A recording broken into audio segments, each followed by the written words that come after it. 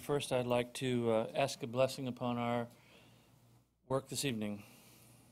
Gracious Heavenly Father, we thank you and acknowledge you as the provider of so many wonderful things that we enjoy this day and every day. We thank you that you provided us a country and a commonwealth and a county where we can live freely and do business in a democratic process.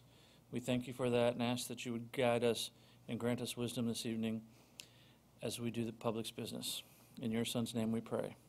Amen. And now pledge allegiance. I pledge allegiance to the flag of the United States of America and to the republic for which it stands, one nation, under God, indivisible, with liberty and justice for all. Very well, we call this meeting of the Spotsylvania County Planning Commission to order. And while we don't have a full DS this evening, we are nonetheless, with 5 members, have a quorum. Planning update. Thank you, Mr. Chairman. I have a couple of changes to the planning update that was included in your packet. On Wednesday, November the 4th, we have confirmed that Plantation Forest, which is located in the Berkeley voting district, will be moving forward to public hearing, but we will not have a fee schedule update at that meeting. We need to work on that a little bit more. I do have notice that's been provided to you at your places of a community meeting that is coming up November the 17th at 6 p.m. It's for the Islamic Center of Fredericksburg, a place of worship and multi-purpose room and classroom and offices. This begins at 6 p.m. at the Chancellor Community Center, and there is a map attached to show the location of the proposed Islamic Center at the corner of Andorra Drive and Old Plank Road. And then finally, I just wanted to let the Planning Commission know that next week, Tuesday, the Board of Supervisors has put on their agenda the updated proffer guidelines. They have asked that to come back to them. They did adopt the proffer guidelines at their last meeting, but there are some questions about the debt service component. The Board of Supervisors did not adopt the debt service component that was recommended by the Proffer Advisory Committee. And so there's going to be a discussion about that, and members of the Proffer Advisory Committee are invited, as well as the Planning Commission. They have asked that a couple of members of the committee represent the committee in the discussion, and I've talked to Chairman Stuber about representing the Planning Commission, and as Vice Chairman, Ms. Carter, you're welcome to attend and contribute to the conversation as well. But that meeting begins at 6 p.m. next week, Tuesday the 27th. The proffer item is not on the agenda, though, until later in the meeting, so we may not be up until after 7, maybe close to 8. Mr. Chairman. Yes. Thank you that I can attend, but I believe Mr. Gustafson served on that committee, so I would prefer that he be asked to attend. Thank you. Since it's a public meeting, are we restricted then to only having 2 in attendance? No, the board just, in order to manage the conversation, asked Sure. for the participants in the discussion to be limited, but all of the members of the Planning Commission could attend the meeting and sit in the audience, yes. Thank you for that clarification. Approval of the minutes, October 7th. Please, the Chair, I've got a couple of changes. Certainly, let's hear them. Page 6, it says, Mr. Thompson stated that he would like an update on the tower that was to be built to replace the county water tower antenna. That's not correct. It should read, I've inquired about the taller tower at the convenience site that was scheduled for construction several years ago. And on page 8, it says that I stated that I'm all for expanding existing buildings, school buildings, and that's absolutely true. But I had a caveat to that statement. As long as it's necessary and it's warranted and it's not a want. Anything else? No, sir. Is there anybody else with recommended changes? So then, Mr. Thompson, would you move the adoption of the minutes as you've amended them? Yes, I do. Your second? Second. Any comments or questions? Seeing none, then a vote to approve the minutes as amended by Mr. Thompson's request? It is unanimous with one abstention. Thank you. The next item on our agenda is unfinished business from the last time related to the capital improvement plan. Good evening, Mr. Chairman, Commissioners. For the record, Patrick White, Planning Department, Spotsylvania County.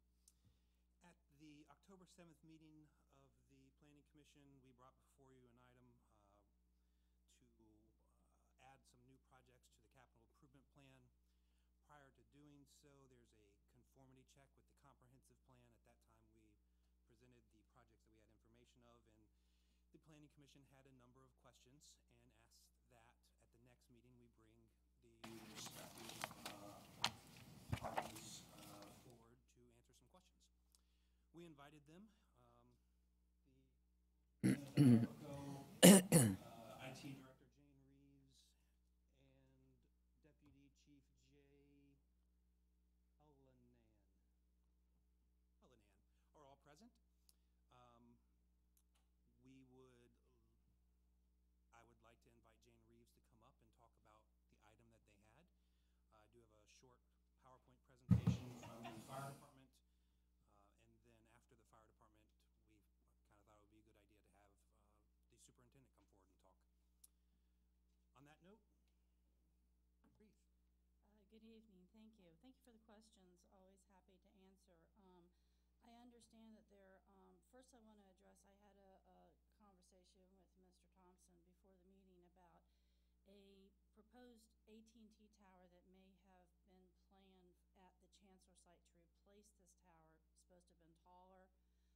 I was unable to find any information. I've gotten some additional information on that, and I will have to come back to the Planning Commission with that. I talked to several people that would have been involved in that, and I don't have any information on that, so I'll need to get back to you on that. I did want to address the Chancellor Tower is one of our primary public safety radio towers in the county. It was built back in the mid-1990s. It is a very popular site. It is very heavily loaded at this point, to the point that it's actually over capacity at this point. And as we move forward with the new public safety radio system, the tower actually failed structurals. We've had so many structural enhancements on that tower in the past that the tower manufacturer refused to certify it for the additional load for the P25 radio system and recommended that it be unloaded. In order for us to unload it, it means that we take off cell service providers. Verizon moved a number of years ago, about 3 years ago, off to a monopole, which sits beside that tower. It would mean that we'd have to unload AT&T, T-Mobile, and Sprint from that tower in order to protect our public safety environment. There are other co-locators on there, federal and state. VDOT, our utilities department, is on there running their SCADA system. We have several radio stations on there. We have our ham radio operators on there. We have the FBI, the DEA, and several others that are related to public safety. The first question that I had was what cellular providers are located. I think I just covered that. We have lease agreements with them and license agreements. In the terms of those agreements, we do have the capacity to tell them that we're going to abandon the site for another site, which would force them to move. So we do have the means to make the move if they want to continue to co-locate at that site. I want to stress that because of the height of this tower, this is a primary site for all of our co-locators, all of our service providers rather, for cell service, and it basically where they begin to build off of their expansion of services throughout the rest of the county. The next question was how many co-locators can co-locate on the existing tower? It just depends on who's going to co-locate on the tower and what equipment is going to be put on the tower. For example, our public safety radio system uses a combination of antennas and microwave, and that's 7 locations on that tower. Cell service providers can take up to 6 to 7 depending on what they're doing. VDOT has a couple, the DEA has a couple, and SCADA has 1 or 2. So it just depends on how much they're putting up there. Microwave, of course, the shape of the microwave affects the loading and the rating for ice and wind. So it just all depends on what you're gonna put on there, how many we can get on there. The next question was, how many could co-locate on the new tower? That's not to be determined. As I expressed before the meeting to Mr. Thompson, this tower is planning only. There is no definitive plans to replace this tower. This is in anticipation of, and based on the recommendation of the tower manufacturer, that we continue to unload this tower. If we are unsuccessful in unloading the tower, we do not believe that the cell service providers being removed from the tower is a good option, because as you know, we use here in the county for public safety a lot of the cellular coverage sites as well for mobile access. The next question was, what department initiated? Of course, it's my department, Information Services. We do manage all the tower locations in the county. Water and sewer, the utilities department manages the water tanks, but we do manage their lease agreements for co-location for cell service providers.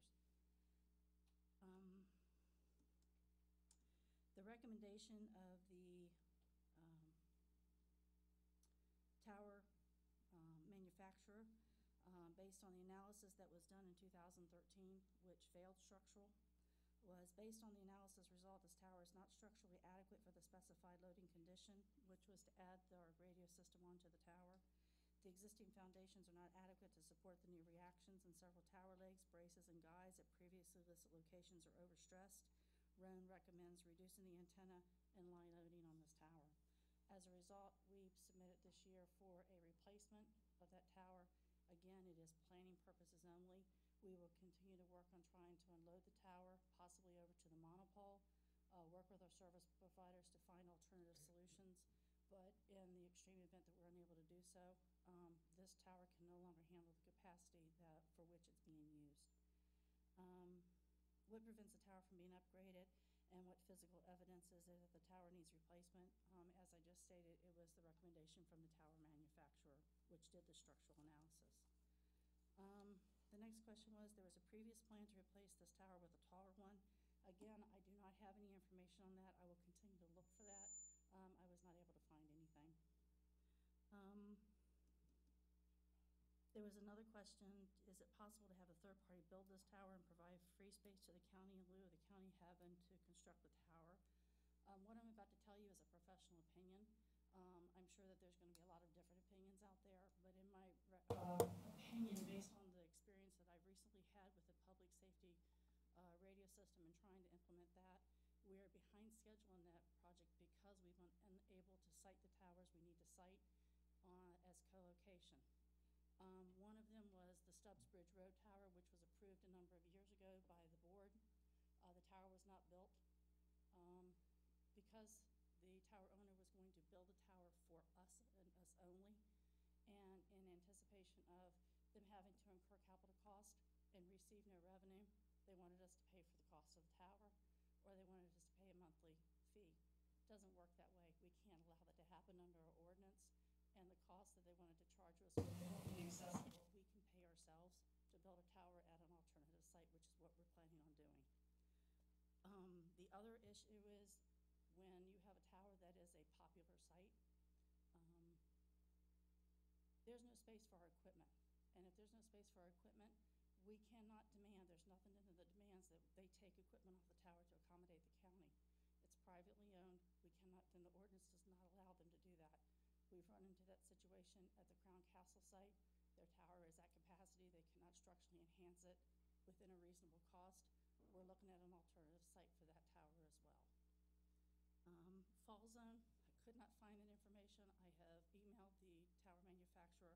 I will send that to the board, to the commission separately once I receive that information. Finally, is this tower necessary, as we've been including a condition to allow county space on recently approved SUP towers? I think I've responded to that already. So I'm happy to answer any questions you might have, and anything that I haven't covered, happy to answer any questions. If it pleases the chair, I think you may have answered the question that I've been driving at. You said a second tower has been built there by Verizon? By Verizon. Okay. They may have done that out of frustration over the other tower that was I'm going to say was deliberately held up in the past. So that may be answering to my question. And the county does own that tower now. Verizon built it at their expense. Mm-hmm.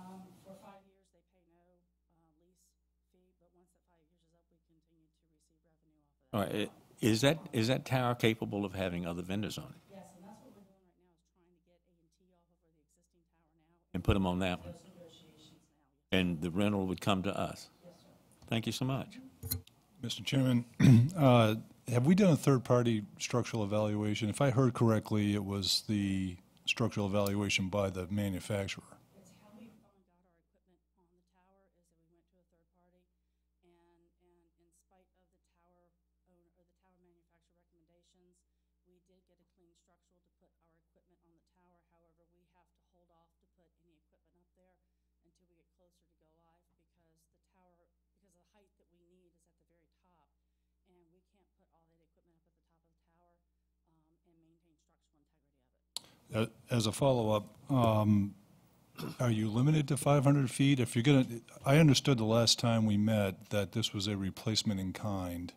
I'm wondering why we would do that. If we're going to replace a tower that doesn't meet capacity now, why not build a tower that does meet capacity, future capacity, and provide better service? Excellent question, and to answer that is most of our co-locators don't need that extra height. They need the height between the 150 to 250 foot range.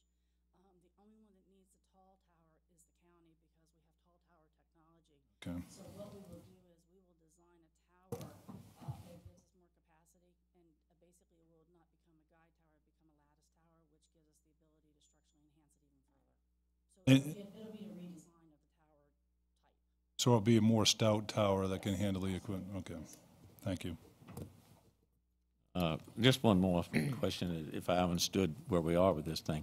What you're proposing is just a suggestion for the future, if and when we have to do it? This is an anticipated $1 million cost if we have to do it, and I didn't want to just sling that on the budget department at the last minute, so we're anticipating this to possibly occur. We will continue to push it out into future years until such time that we determine that we do need to do it, but at this time, there are no definitive plans to build this tower. We're going to continue to work with what we've got until we determine that we can no longer work with what we've got. Thank you. That answers a lot of questions for me. Just as a follow-up again, if there's no imminent plans, then there's no, do I understand correctly, then there's no imminent reason to believe it's going to fail, tip over? Is it? We have a clean structural as of right now for this tower. There is, I will never stand here before you and tell you there's never a chance the tower's going to fall over. Well, yeah. But the tower is structurally clear. It is within capacity according to the third-party firm that we got.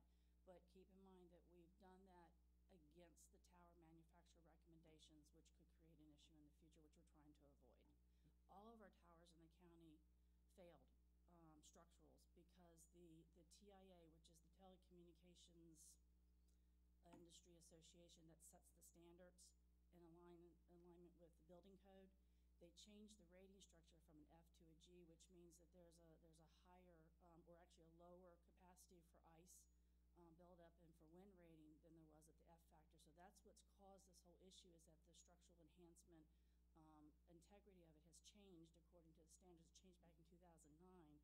So we're now trying to catch up with what the new regulations are.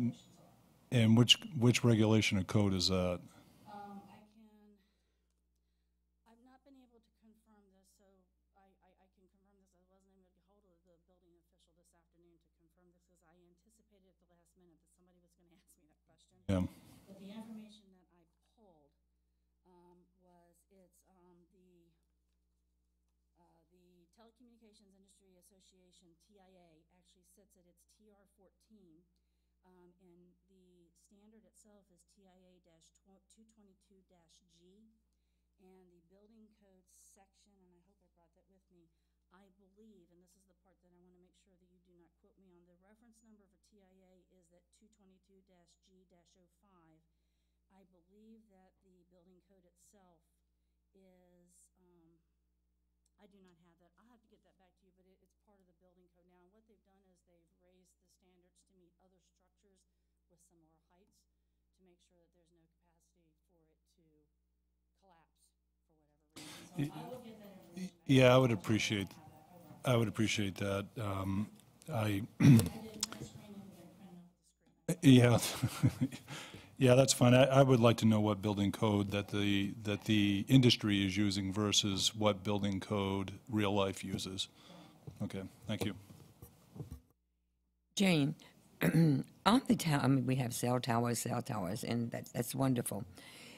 Do we still have places in the rural area and spots in the rural area that the emergency services, the sheriff's office, the rescue squad, and all, are there still places that are dead that they cannot get service? I mean, enough to reach where they need to? I will tell you, Mrs. Carter, that the topology of this county, which includes river basins, it is difficult to get cellular coverage in all areas of the county.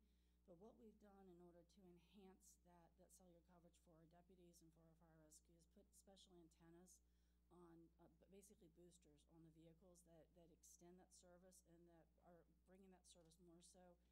We have software behind the scenes that helps capture their session if they do lose coverage, but it'll pick it back up. But for the most part, we have fairly adequate coverage for public safety due to the equipment that we install on the vehicles to help boost that signal.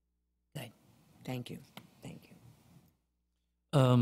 In the last meeting, it was testified that the existing cell phone providers pay fairly substantial sums to the county, and I think that was one of the concerns, is that obviously as the provider of this space, the county wants to be a good landlord. And then hearing this evening that 2 federal agencies and at least 1 state agency occupy this, would it be safe for us to presume that they're paying us as well? So I believe that Mr. Thompson or somebody said that it was nearly $200,000 a year in rent from the existing tenants. I can double check that figure. I have, we receive a little over $500,000 a year for all of our sites right now. The main one is the Chancellor site. We do have some water tanks that are included in that, but I can get that information back to you just for that site. Yes. Okay, and one final comment of concern in relation to the Telecommunications Industry Association and their or adherence to any standards that they would set.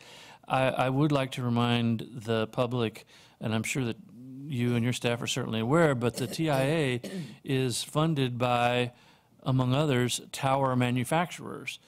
And who has a better incentive to have standards that say everybody has to get a new tower than the TIA? So I would certainly discount, with all due respect to their credibility, standards that they may be modifying without any third-party engineering, as was suggested. But thank you. Which is why we went to a third party to get that structural Right. Analysis cleared for our tower sites. Yes, sir. Very good. So did anyone else have any more questions? Just to follow up, Mr. Chairman, in your third-party structural evaluation, could you let us know what code or codes they used in their analysis?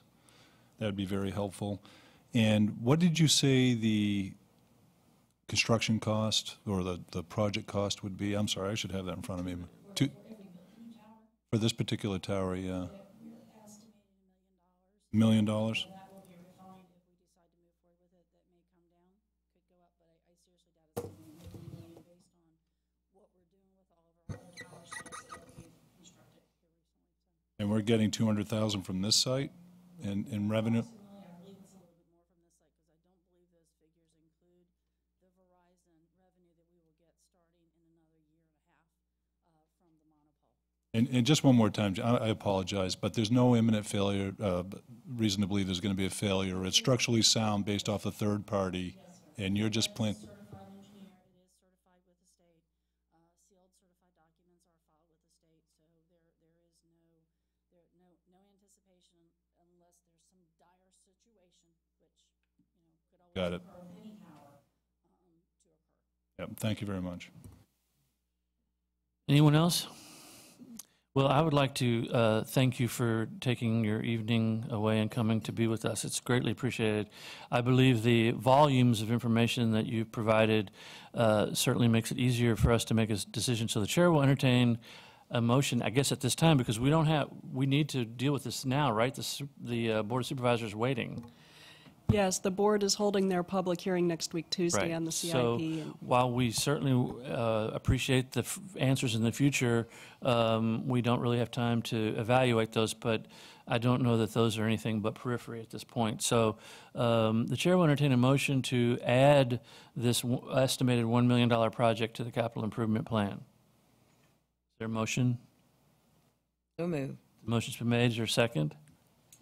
Yes, I will second that, but I want to make a statement. Okay, the motion's made and seconded, then please feel free to make a statement now. I came in here leaning the other way, and I have to congratulate you. You've enlightened me, and I understand this is something for in the future. You're not proposing for the county to build this tower at this point. And if, in fact, the way I understand what you said, if you can get the other people to participate in this movement, we won't be building another tower. They'll just be moved around. Thank you so much. Well, I congratulate you on your presentation. Anyone else? I would like to echo what Mr. Thompson said, because I too came in here not convinced, and with your information, and I greatly appreciate it, so thank you.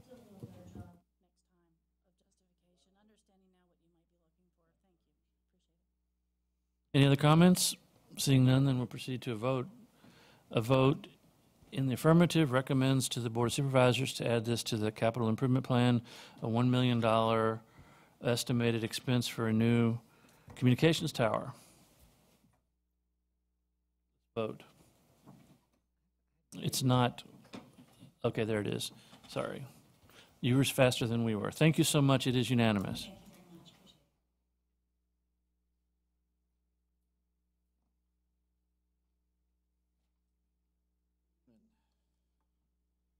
All tower technology, that's a new word for me tonight. Thank you for the opportunity to come and speak to you this evening, have some dialogue. I will be speaking for the most part on the, of course, the CIP request that we had for 2021 for some of the engineering and site work costs associated with the potential new Station 12. So just responding to some of the questions that were prepared, that the Commission offered, and that were communicated through staff. Question one was, are there specific state mandated level of services for fire and emergency services? And essentially, there are very few, if any, state mandates that dictate the level of service that should be provided by a locality. What it does state is that if a locality chooses to provide fire and EMS services, then there are certain requirements that we have to meet. But a lot of that is actually set by the locality themselves.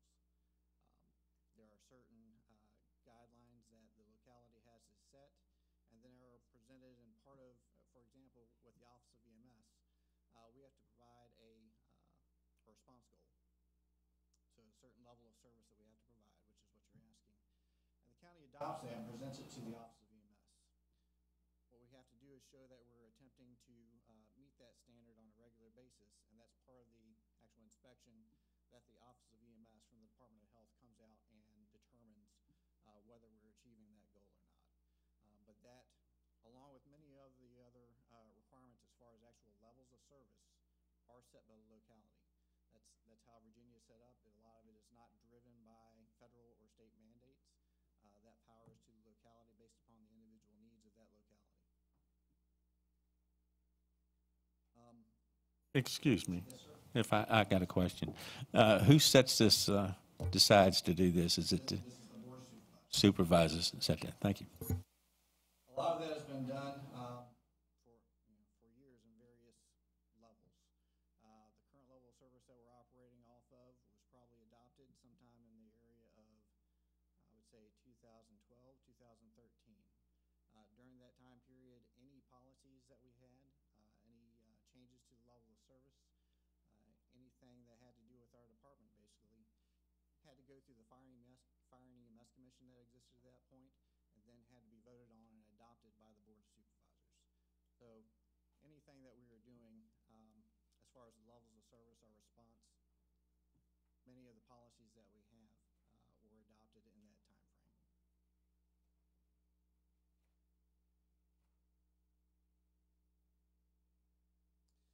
Just some additional information. Based upon the requirements that have been set by the Board of Supervisors that we're striving to meet, as well as some of the other components that the state requires, primarily through the Office of EMS for the services we provide. We tried to do that in the most cost-effective manner that we can by cross-training personnel. All of our personnel are cross-trained with fire and EMS skills. As a matter of fact, if you look at any of the advertisements that we have, when we were trying to recruit new personnel, either for new positions or replacement positions, all of those will state that there is a minimum level of training required of EMT or higher. That is first line training that we require anytime we bring someone on, because we realize, as you'll see in a couple slides, we have a large volume of EMS calls that we are dealing with. So we try to approach that from an all hazards approach of being able to deal with fires, being able to deal with EMS calls, emergency medical calls, hazmat calls, and so forth.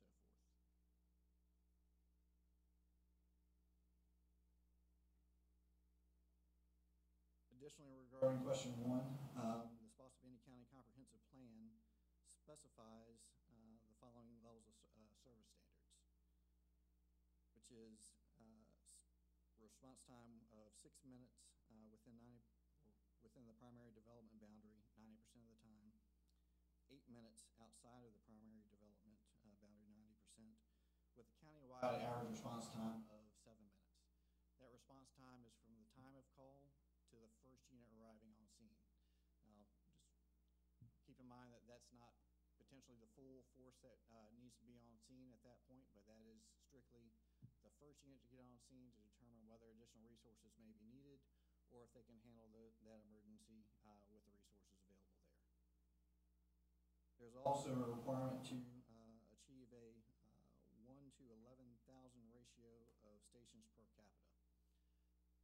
We are in excess of that right now based on the population and the number of stations. With Station 11 opening, we'll be much closer to that requirement that has been set. However, with the station that we are looking at evaluating in 2021, by that time we will probably have met and exceeded the population to meet that ratio. So when you talk about stations per capita, and we use this, you referred to it a moment ago as some sort of mandate, or I forget how you put it, obligation.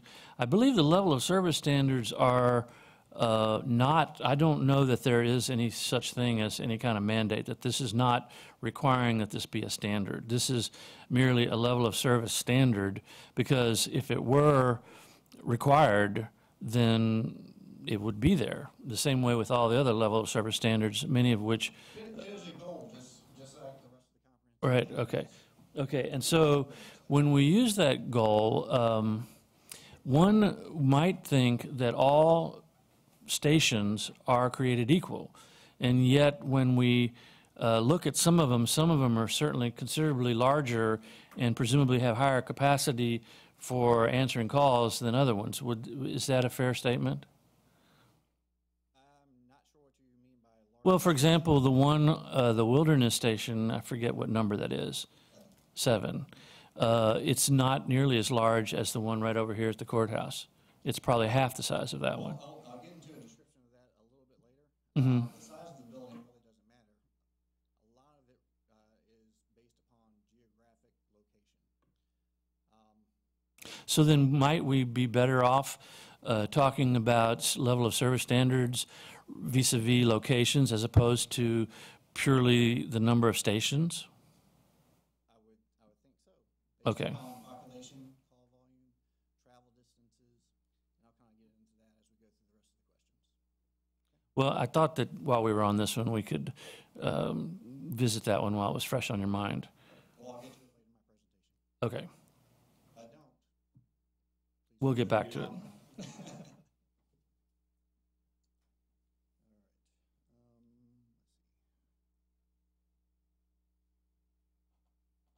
through the approval of department policy or through specific direction of the Spotsylvania County Board of Supervisors, they have established additional levels of service requirements.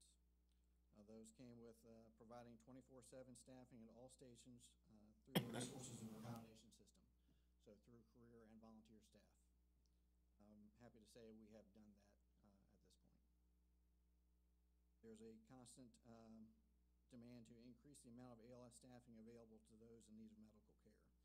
And basically that was intended to drive the availability of advanced life support care.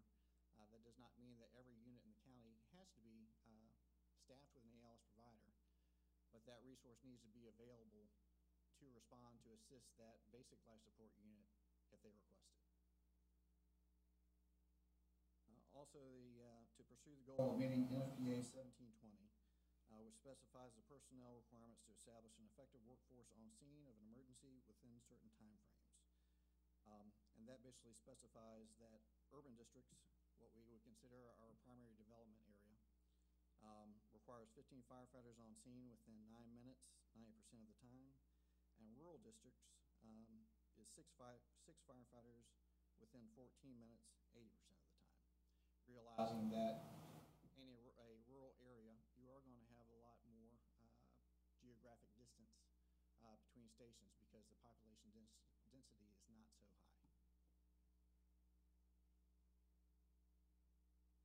Question 2. Is there a state law or mandate that requires a fire truck to be dispatched to each accident? And there is not. There is no law that requires that. It's the policy of the department that a fire truck will respond to vehicle crashes to do the following: either assist with patient care and transport, extricate victims, control runoffs from fluids in the vehicle, assist with traffic control and blocking or protecting the scene as needed, to extinguish any fires that result from crashes, and to control utilities that may have been damaged by the crash. I had a brief discussion before the meeting. There are times where there are vehicle accidents that we do not get dispatched. If it is an accident that is property damage only and there are no leaking fluids, then that will be handled by the sheriff's office without us, unless they need us for assistance with some traffic control.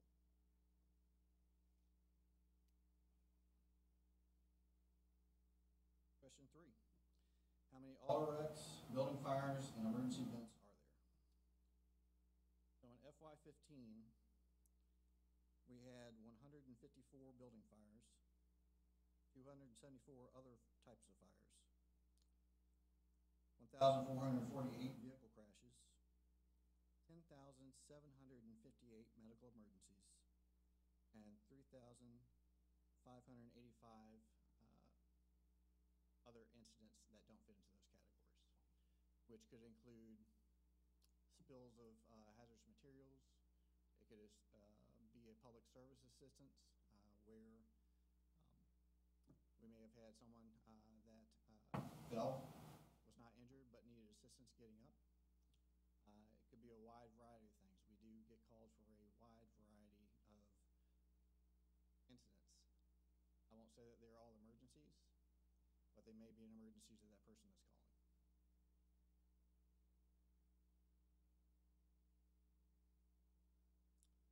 Are the level of service standards in the comprehensive plan reasonable and useful measurements of the county's provision of emergency services? Simply put, yes, they are reasonable and useful, but the response time goals are still somewhat out of reach due to the large geographic nature and limited road networks of Spotsylvania County. There are additional components that should be involved in these levels of service standards to reflect the establishment of effective workforce on scene, as specified in NFPA 1720. Presently lack the geospatial data analysis capabilities to assist in planning more specific impacts on service delivery. And the Information Services Department is currently working with us to potentially build in that capability to improve our analysis systems.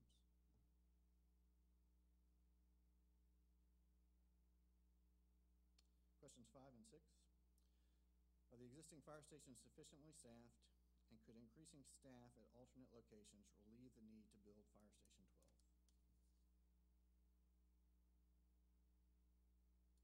12? All existing stations are currently staffed 24/7 to provide the response of a fire engine or an ambulance. And that's basically minimum staffing of 2 people on an ambulance and 3 people on a fire truck. So we have that 24/7 in every station, whether it's staffed by career personnel or volunteers that are giving of their time. Current staffing levels generally do not provide the levels required to ensure the response of other key pieces of equipment that are often required. This may be larger pieces of equipment that have technical rescue equipment, more hydraulic tools in the event of a industrial accident or a motor vehicle accident, or it may be ladder trucks with the elevated ladder on the top of those. One of the things that we're actually doing, we have ordered some new apparatus to replace some of our older engines that are actually called Quints. And what they are is a combination truck that is both capable of acting as a fire engine as well as a ladder truck. So instead of having 2 different pieces of apparatus, we're able to provide that same capability with 1 unit. So that's one thing we're trying to do to try to streamline and make best use of the staffing and resources that we do have. Current staffing levels are not sufficient in select stations, primarily stations 4 and 6, to provide for greater unit reliability due to call volume. And that was actually addressed in the comprehensive plan. That was one of the notes, is that there needs to be an effort to alleviate some of the call burden on those stations. I'll talk about that a little bit more in just a minute, but the increasing staff at certain stations would assist with increasing unit reliability. However, response times in such areas, or areas such as the one proposed by Station 12, will continue to be prolonged due to the distance that must be covered in an area increasingly congested with congested traffic. One of the things that, as we talk about how can we better analyze the location of stations. In the past, we've determined the location, and honestly, that's how the need for Station 12 at this point has come up. We've done that analysis based on a 5-mile radius around different locations. So we take the existing stations, you draw a 5-mile radius around it, and you see where those coverage gaps are. That is one of the areas that was identified for Station 12 in the area of Massaponax Church Road and Jefferson Davis Highway. There is a gap outside of those 5-mile radii, however you say parallel radiuses. So that was an area within that primary development boundary that we knew we needed to cover, as well as the forecasted additional development of that area. That's how we've done it in the past. I think one of the things that we're working with information services on is to do more of an analysis based upon population density, road networks, speed and travel conditions of those roads, so that we can make sure that we're actually looking at a true response time versus just a circle drawn on a map. The issue with that circle drawn on the map is, while it may provide some relief to your fire insurance coverage based upon distances from the station to your house, if they are looking at a bird's eye view, your house may be 2 or 3 miles away from a fire station. However, with our road network, that fire engine may have to drive 10 to 12 miles to actually get to your house. Think about some of the roads that you hit. I think about Partlow. I was stationed in Partlow for a while. You have to go around your elbow to get to different places sometimes, and that's kind of the same mentality here. So if we are able to get to a system that allows us to do greater analysis based upon those road networks and those conditions associated with them, we'll be able to identify where there are true existing gaps that we could cover in other ways versus building additional stations. It may identify areas that we need additional stations. But honestly, right now, a lot of it is based off of prior experience versus real scientific data that we're using to analyze.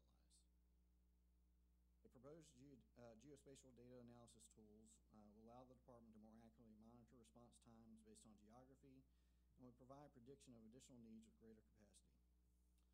We're basically requesting funds in the CIP in the out years of 2021, very similar to what IS is requesting for that tower. We've identified the potential need based upon our current capability of analysis. If we're able to move forward with some of the other analysis tools, we may identify, based on the existing road network, that may not be the best place for it. Depending on the development, when it occurs, it may not need to occur in the next 5 to 6 years. Based on the population growth, I think we're probably looking at having to do something, whether it's a new station, whether it's an additional unit at one of the existing stations. But that's part of what we're trying to do. We're just trying to put it out on the board to basically identify, hey, this is something that may be coming up. If we continue down that path of analysis and we determine, yes, that station, it needs to go there, then there are also other cost issues that we need to address. Based upon any proffers that we may be able to take advantage of, there may be already sites that we can take advantage of that we don't need to pay and do site acquisition on. There may be a cost savings that we can use that we would certainly hope we could use based upon prior design of fire stations, rather than having to basically recreate the wheel. There may be some fine tuning that we have to do. I think I spoke to the board of supervisors about this at the last meeting. If any of you have ever built a house, you'll know as soon as you move in, you'll think to yourself, boy, I wish we had done that differently, or moved this over here, or this would have been a whole lot cheaper if we had done it this way. That's going to be part of that engineering cost. We would hope that we would keep it down. But it's just one of those things that we have to always constantly reevaluate the way we're doing things to find out, is there a better way that we can do it? Is there a safer way we can do it? Is there a more cost-effective way we can do it? And that's basically what we're trying to do through a variety of processes with the assistance of the Information Services Department. But again, this is just to put it in those outlying years of 2021 to say there's some flags showing that we may need to consider something as far as the development that's coming into that area, as well as the just geographical location of it. Questions? I have an unrelated question. We just built a new firehouse out on Route 3, the Chancellor. What's going to become of the old location? That is property of Chancellor Volunteer Fire and Rescue. At this point, there has been discussion, I believe, that they're talking about turning it into a training center for the department. Beyond that, I do not know yet. Okay, the equipment that's located there, would that move into the new building?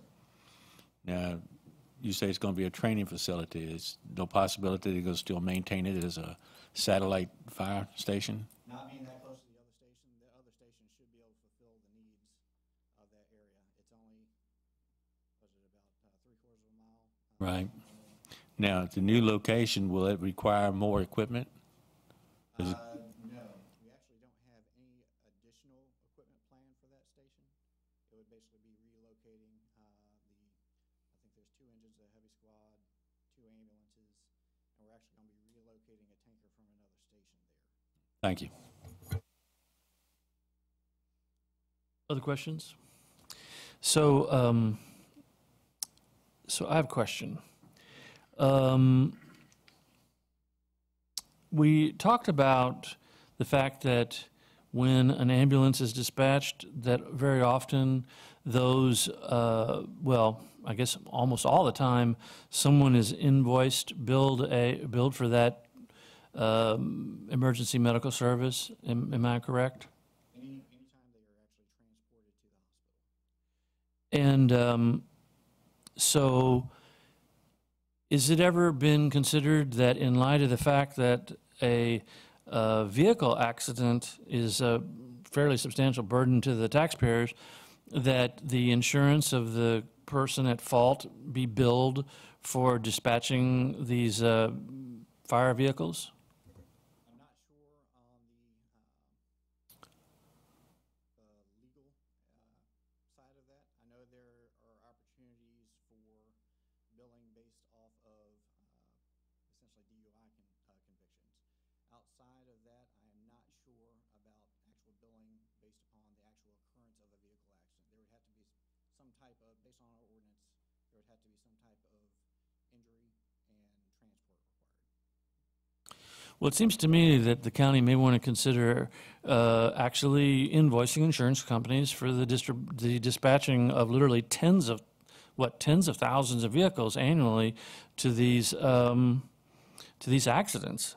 And that's just in the point, and maybe in the minutes that the Board of Supervisors would be recommended that they consider doing this. This is a great deal of expense.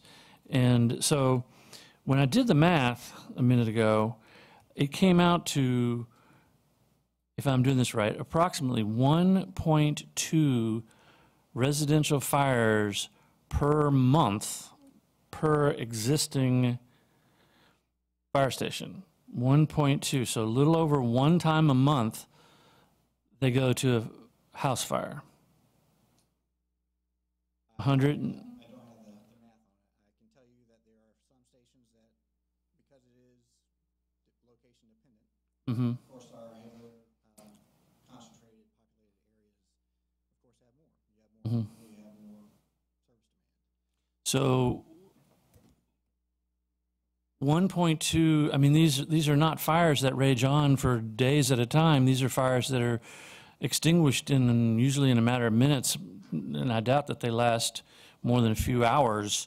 But if it's 160, roughly 150 something, and there's 11 stations, I think it's around 1.2 per month. And I think a lot of taxpayers, start to wonder, isn't that a lot of money? And don't we have a whole lot of people standing by waiting for something to catch fire? And I think that's just a concern that I have. And then when we talk about adding another one to Massaponax area, when there's the other station coming online, and I believe those are within the 5-mile radius of each other. If it were exactly at Massaponax Church and Route 1. Based on the existing road network. So the roads are, I'd like to respond to your point earlier, because okay. we can argue the side of that. If we didn't have fire departments to respond to those fires that are small, we'd be looking at much larger fires widespread throughout the community.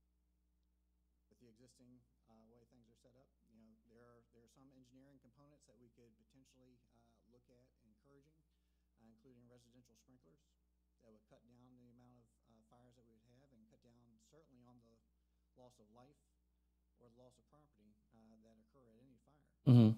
However, that doesn't help you if you have an external fire. We are building houses closer together. It basically contributes to fire spread. If you think about a subdivision that we're building these days, there are a huge number of houses with vinyl siding, very close to each other. If we didn't have the fire departments available to respond, we would be basically looking at the potential for a conflict. Well, I think that you're maybe mischaracterizing my comments related to whether or not there needs to be fire stations. My question is, what's the limit? If they're only doing 1.2 residential fires a month, that seems to me there's a lot of time where people are going out to accidents that maybe aren't as and necessary for covering these things with a fire truck. I mean, for example, if a vehicle is leaking radiator fluid, it would seem to me that a 2-pound kit in the back of a deputy's cruiser could handle something as simple as that, rather than. Just antifreeze, if it wasn't gasoline, if it wasn't acid leaking out of the new hybrid vehicles, there are all sorts of dangers out there that we respond to. And I understand that there are some things that, yes, after we get there, Mm-hmm. it could certainly be handled in that situation. A lot of times, we arrive on scene and the deputies already handle it, we clear up and go home. So back to an earlier comment, would you mandate fire sprinklers in new homes?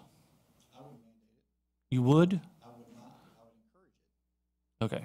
I'm very much for property rights. I would not mandate that. So, A lot of technical issues with that, too. I mean, if you've got a private residence on a well, you may not have the well capacity to handle the sprinkler system. Yeah, there are other requirements in there. What I do think is that we should encourage it encourage our builders to include that as an option.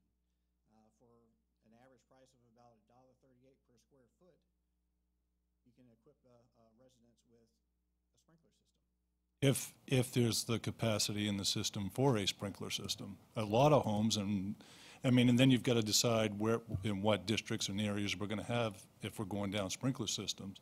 Because in the area I live, if you're on a well, you probably don't have the capacity to handle a sprinkler system. So there's. There are a lot smaller requirements for residential sprinkler systems. I'm throwing the price out there because it's basically, you look at the cost of an upgrade to a granite countertop, or you look at the option for sprinklers. I'd like to make a statement, if you're in a rural residential area and you got a well and you've got electric fire, you don't have access to your water anyway, Very true. You'd have limited amount that's no matter what. You have limited amount that's available in your pressure tank. Right, that's it, won't last but a second. 5 gallons of water may put out a fire that would burn the rest of your house down. So one of the other issues that we have talked about for the last couple of years is the feasibility of locating standalone EMS stations. And that still wasn't as part of the CIP or any kind of discussion. I presume that that there's no further research on this, or this is not being considered? I would say there's always a potential for that. Okay, potential. I would not write it off the books. We would have to look at it, and again, that's part of that ongoing analysis of, is the way we're doing things the right way? Is there a better way we can do it? Is there a more cost-effective way we can do it? Is there a more overall efficient way we can do it? That's one of those things that we have to be open to all suggestions.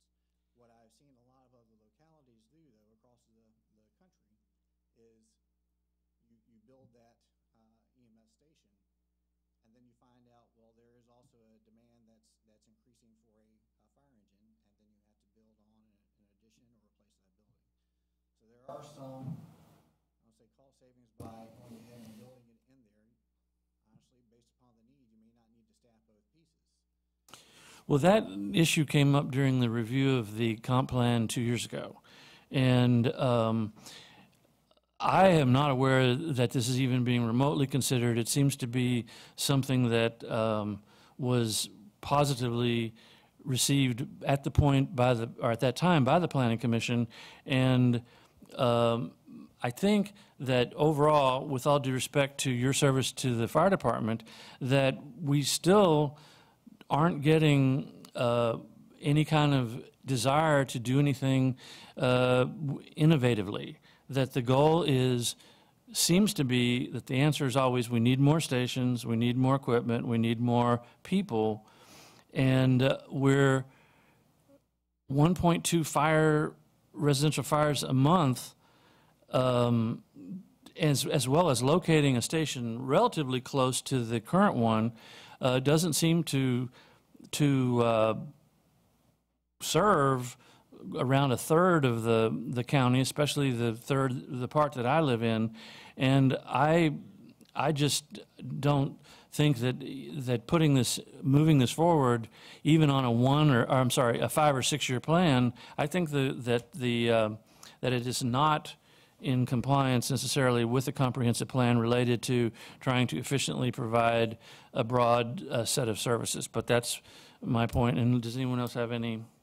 Do you happen to have that map that shows each station with a 5-mile radius, or can we get that? It would be very helpful if we had each station and the radius of service that meets the level of standard in the and you present. Well, once again, though, we're mandated to respond tonight. They don't have time. May I say just something? Yeah. If you go back in the early 1990s and et cetera, there should be data that's there why that this individual like fire and rescue, which you had one across from the Marshall Center that used to be there, and then there were others, and you had emergency rescue stations, and then you had fire stations that were all separate. And I believe for the cost effectiveness, I think that's why it was changed. But I'm not sure. But if you go back in the 1990s, you'll find that information. Yes, ma'am. What it was, we were basically duplicating space for an additional bay. additional bay, we were building an entire new building to house either our fire staff or EMS staff. By bringing them together under the same roof, we were able to take advantage of the same living quarters, basically cutting the cost of the station almost in half. And it's cutting the cost, am I correct? Okay. Other questions? Then the chair will entertain a motion related to the request that this project of adding Fire Station 12 at the proposed location be recommended with positive comments to the Board of Supervisors. Is there a motion related to this in either the affirmative or the negative? Could I ask staff a question? Maybe it's already been answered. Once we add this to the CIP, does that mandate it's going to happen? Does not. No, it does not. The CIP is a plan document as well. Projects can be pushed out, continue to be pushed out into future CIPs if their thought is that they might be needed in the future, or plans may change and projects may drop out of the CIP completely. Well, I would acknowledge the fact that eventually, at some point, if we continue to grow, that there would be a necessity for another fire station at some point somewhere. I'm just don't want to commit to absolutely we're going to have one at some point. And I believe, Mr. Thompson, didn't he say that 1921? 2021? That's when you suspect that there may be, It may be. a necessity. And that, That's when we would plan out now looking you, at the site acquisition and design. That would not be the actual building. And quite honestly, based upon just like you were saying, if we decide, looking at the development in the county, various analysis tools, maybe pushed out even further than that. okay. All right, when you do these estimations, are you based it on what the growth of the county is, population growth, and what percentage did you use? Well, I have not built that out with the increased population 'Cause I believe, by the time. Right now, we're looking at, we're hovering around 130,000 currently. mhm. And it was made basically off the 1 to 11,000, as well as this the geographic area there. Maybe staff can answer. What is our growth rate right now? 1.1. 1.17, I believe. 1.1. Is that up Since or last down year's? from that? I know that's got to be down from some point in the past, but Oh, it's way down from the early to mid-2000s, yes, it is way down. but That in was the about last 3 years, 5%, has but it grown any, or has it remained It the has same? Or grown is a it- little bit. It's been hovering right around 1%. It's been down to 0.9, and now it's about 1.17 this past year. Okay, so, I know it's going up. I would say it'd be reading tea leaves to try to determine what that actual mark is. And I've read a couple of different. well, I know it's unrealistic, but if we stayed at 1%, it would take at least 10 years for us to have another 11,000 people to going on your figures, one per 11,000, but that's not a realistic concept, because it, Actually, a little bit behind that now with 121,000 to meet that 1 to 11,000. And quite honestly, that may not be the best ratio to use. That's something we need to continue to look at. because we could get a growth spurt here the next election cycle, president-wise. It could get us all rich. Well, and this is also, 2021 is 6 years away. So since this is an annual process, Right. and since we've had very little time to think of it this year, and since 2021 is so far away, from a planning standpoint, it would seem to me that if we waited another year to add this, it doesn't necessarily affect anything other than planning. And personally, I really think they need to, come up with more clear understanding of what the role of the fire department is, and do we really need another station at that location? May I ask the gentleman a question, please? I know what a comprehensive plan is, of course.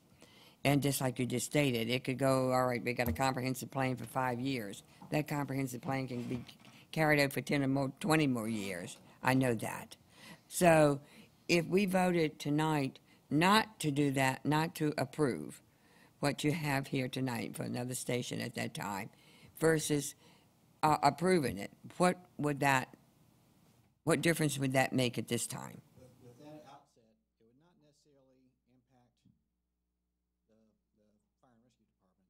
What we're looking at is assisting the budget department in the various planning, trying to get out in front of the planning curve there. So if it doesn't get approved tonight, we'll probably put it back in next year just to again. Yeah, yes, And- yes. Yes, and- that's what I thought. May I, Mr. Chairman, if you would allow me, please, I would like to ask our finance department, Bonnie, on her opinion on this, please.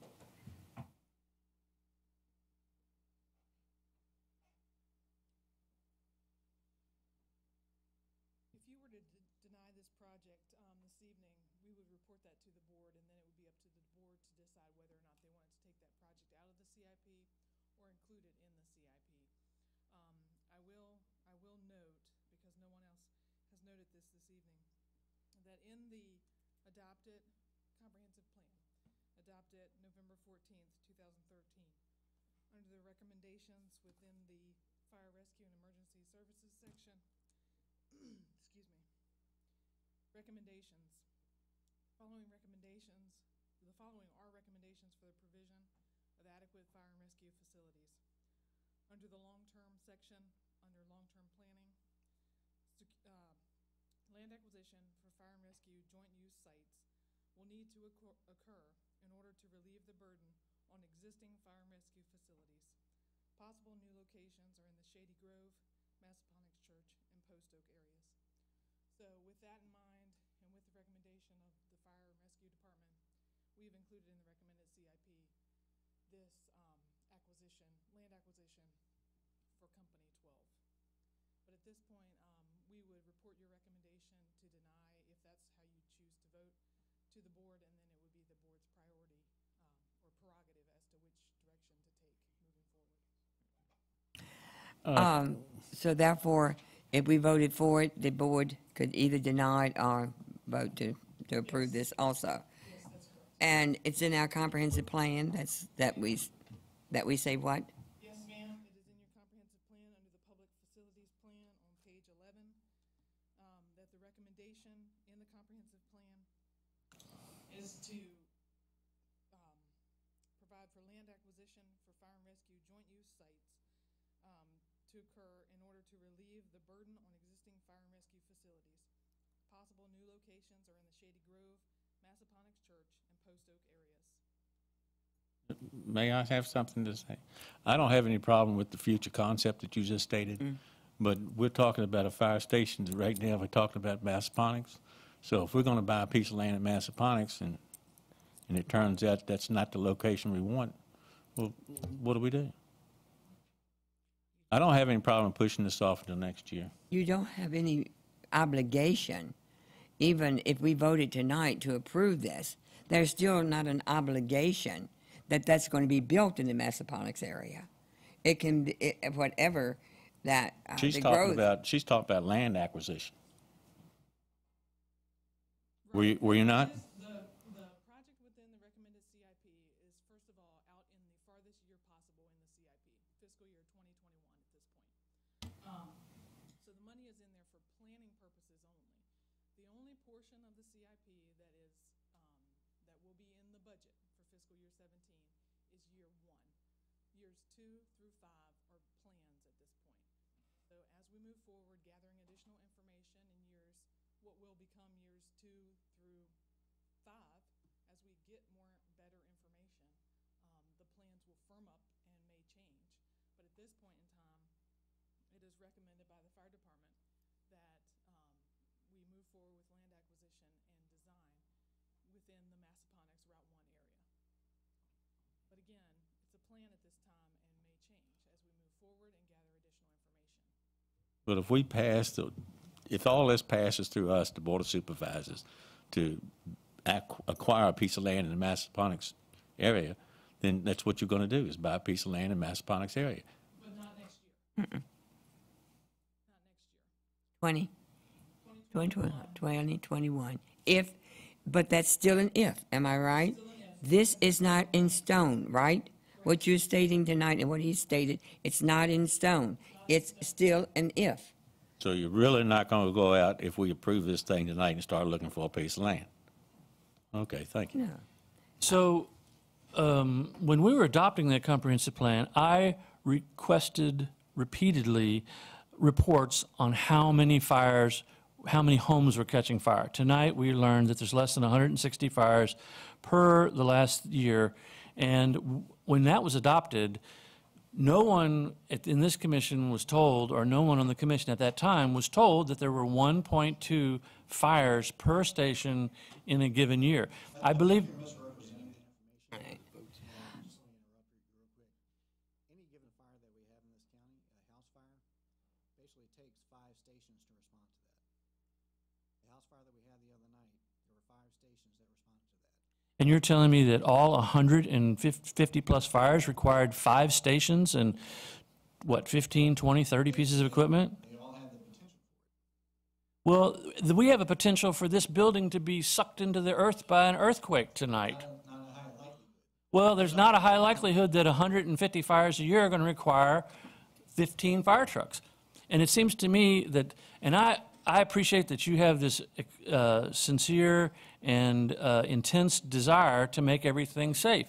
But my belief is, philosophically, that there is a big number of people who are just very concerned that the government just, all it wants to do is spend more and more money on structures that are returning very little on the investment. You build a new fire station, I know the current one is about $3 million, I believe, and thankfully it's not requiring $3 million more in equipment, but again, 1.2 fires per month per station.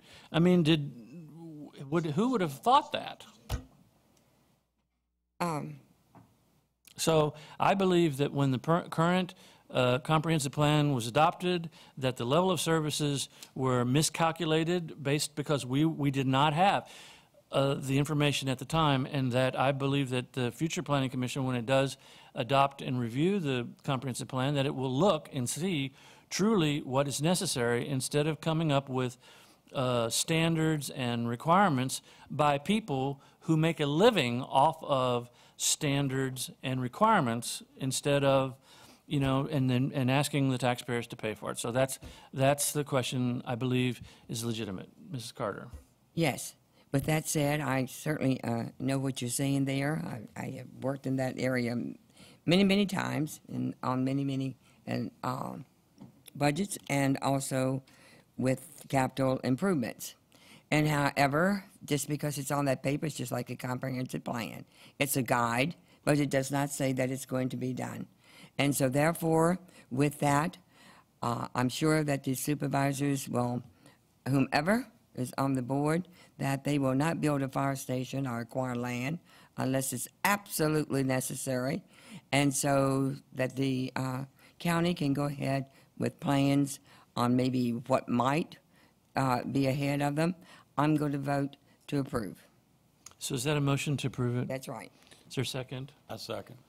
Very well. Anybody else adding? So then a vote in the affirmative is in favor of the motion to recommend to the Board of Supervisors that this item be added to the comprehensive plan for 2021.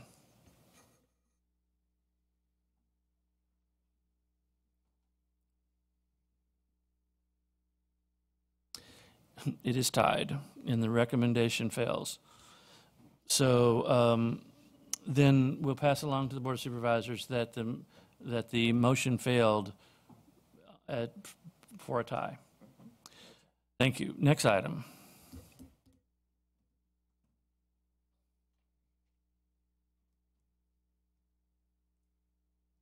Mr. Chairman, members of the Commission, Ms. Parrish. My name is Don Upperco. I'm the Executive Director of Operations for the school system. I'd like to introduce Mr. Sean Hockaday. Stay in one place. He's our Director of Maintenance. Specifically, we were asked a question at the last meeting regarding the renovation of Cortland High School. I'd like to just take a minute with your permission, sir, to just reference the study that the goals of the study that we have commissioned Mosley Architects to conduct to assist us as we plan for the future. And very briefly, the study is to conduct we are conducting a study to develop a comprehensive division-wide plan to accommodate and to maximize our current facility capacities, as well as to provide for future student growth. In addition, we're incorporating the strategic plan, the school division strategic plan, at the core of our study, ensuring instructional needs drive our future actions. And we would review the potential for enhancing and even expanding the educational experiences for students, such as the International Baccalaureate program and other magnet school programs at the high school level. So I wanted you to have sort of a context of what we were dealing with.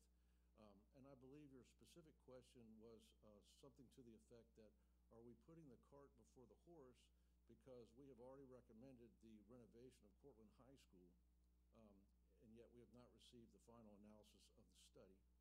And one of the reasons that I brought Mr. Hockaday with us tonight was so he could answer some specific construction questions. Let me say this, Cortland High School is our oldest high school. It was actually went into service in 1980, so it's 35 years old. It has never received any major renovations to date.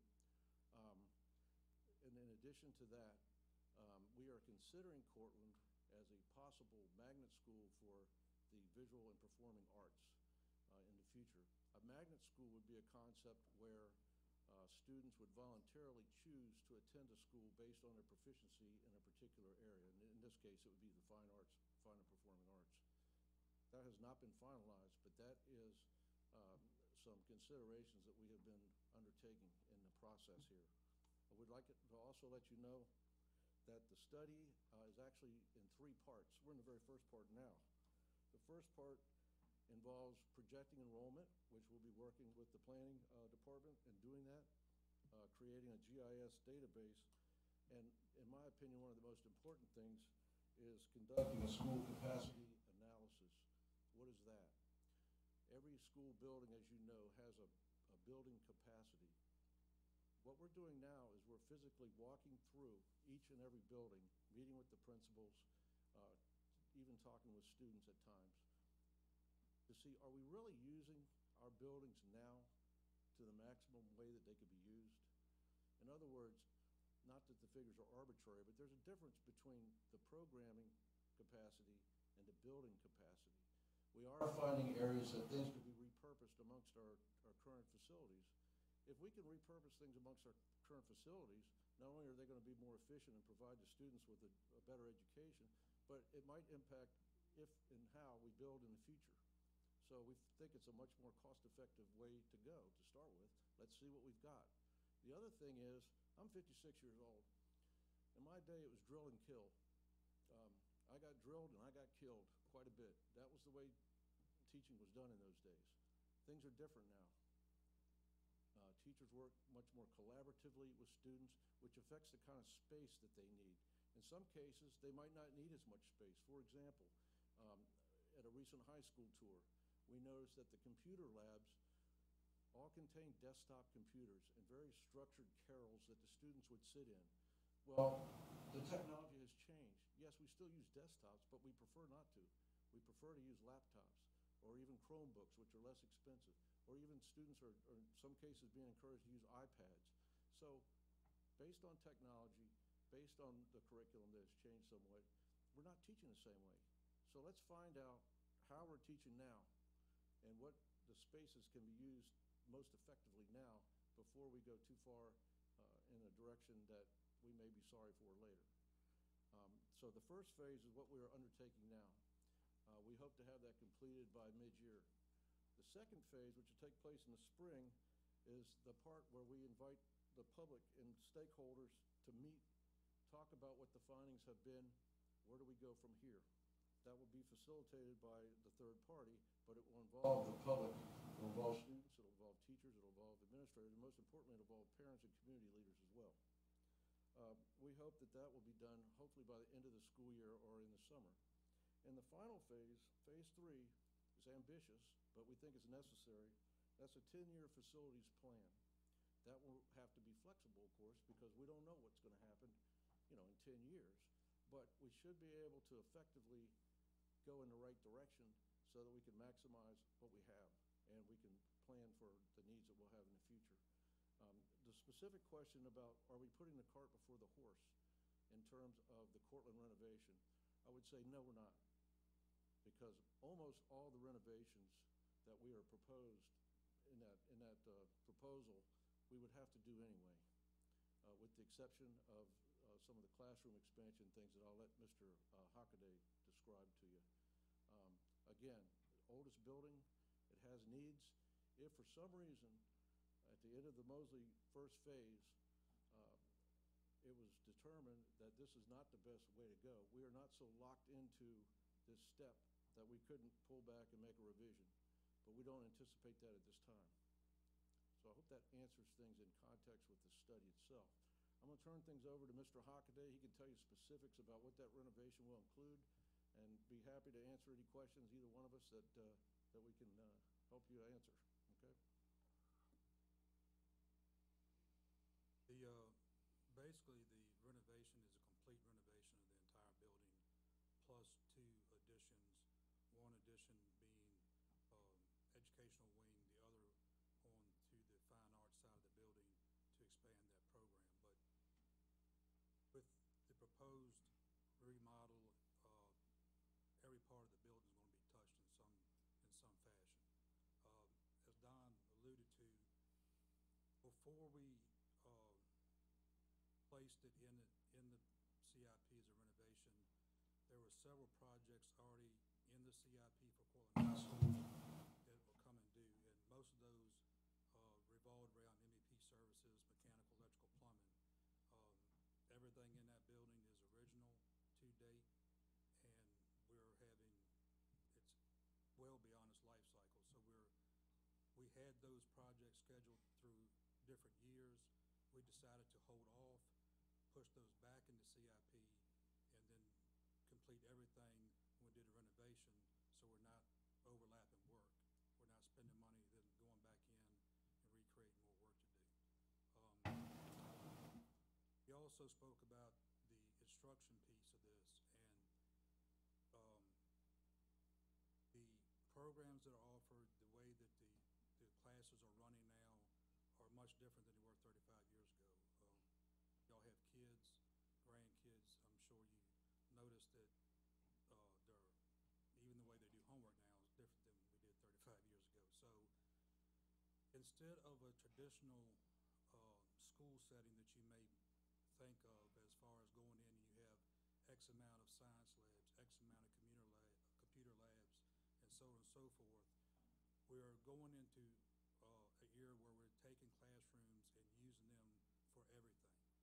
You won't just have a room designed as a computer lab, basically because now that equipment is portable. You basically have a classroom. If you're going to set it up as a lab for that period, you bring the equipment in, you now have a computer lab. The next period you could use it for English class, whatever you may need to do.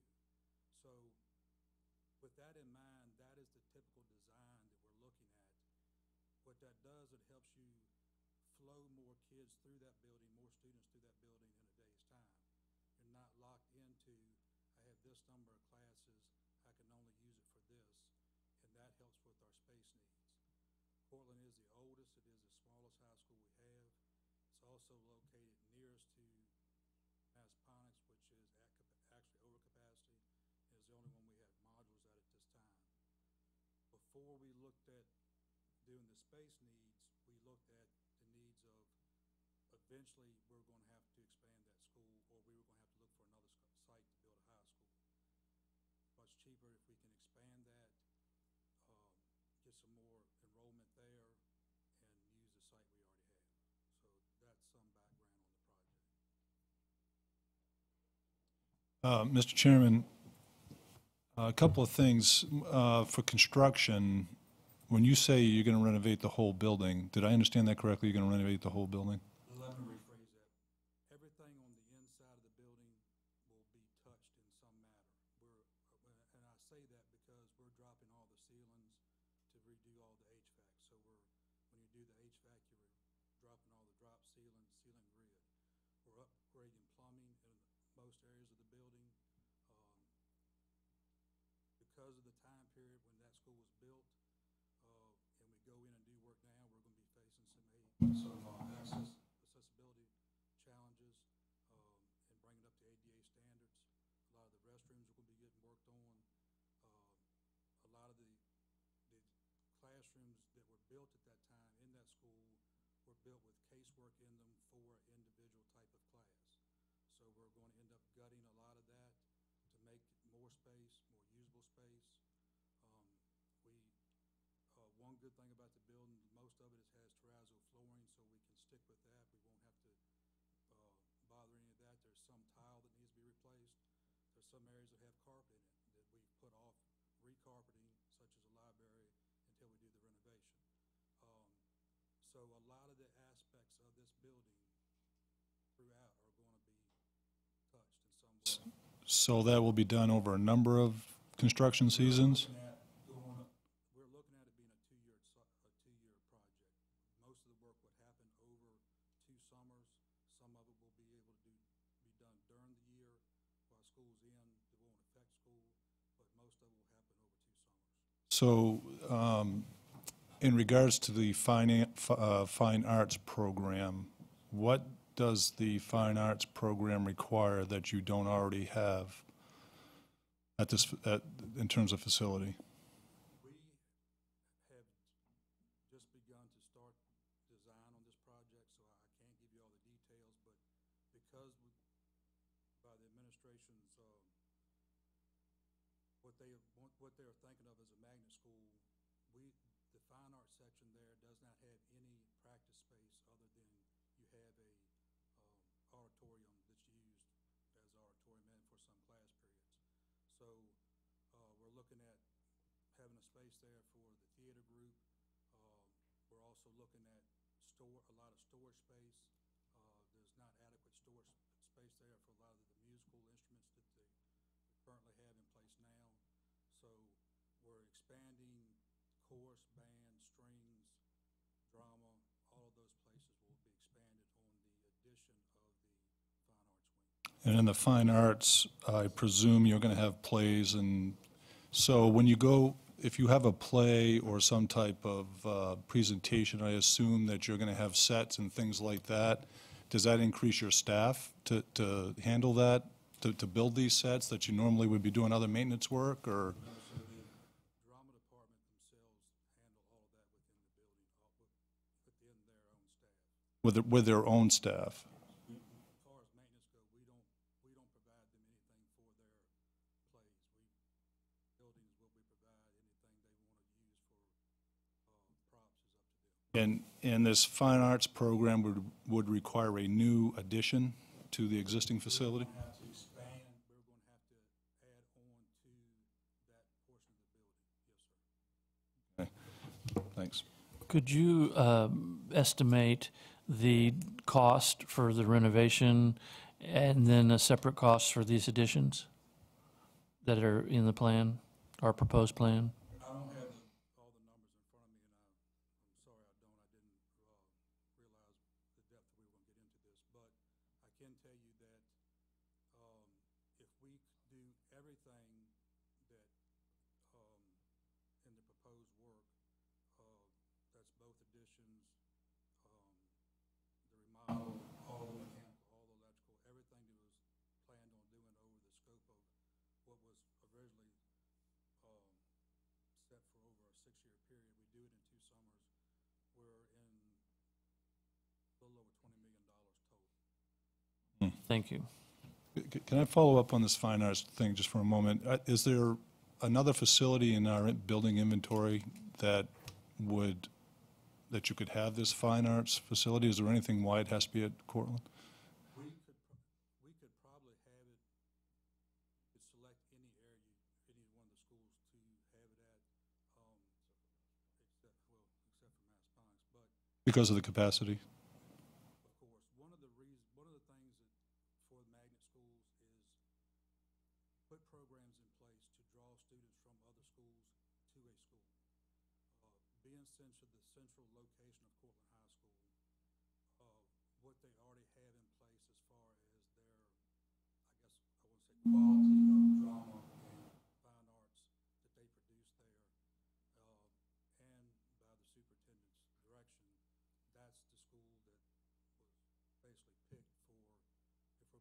we're gonna have one, that's the area that we're gonna put it. I think any school you would pick to actually have that as a magnet, we would have to expand the facilities at, because there's just not enough room to do what they wanna do with current facilities of any building. Would this facility across the street here be adequate for a fine arts program? Just Marshall Center. the Marshall Center? Sure, I think you could turn it with enough floor space, enough square footage, you could turn any of them into a fine arts. Was that, I apologize if you're not the one to answer this, but was that part of the analysis? I mean, I hesitate. That's not our building. That's not our building, but in terms of a magnet school, though, if you're drawing people in, could that be part of the solution here, though? Could that? Well, it's not in, I might be speaking out of turn, but that's not in our building inventory. That's a county-owned building, it's not a school-owned property.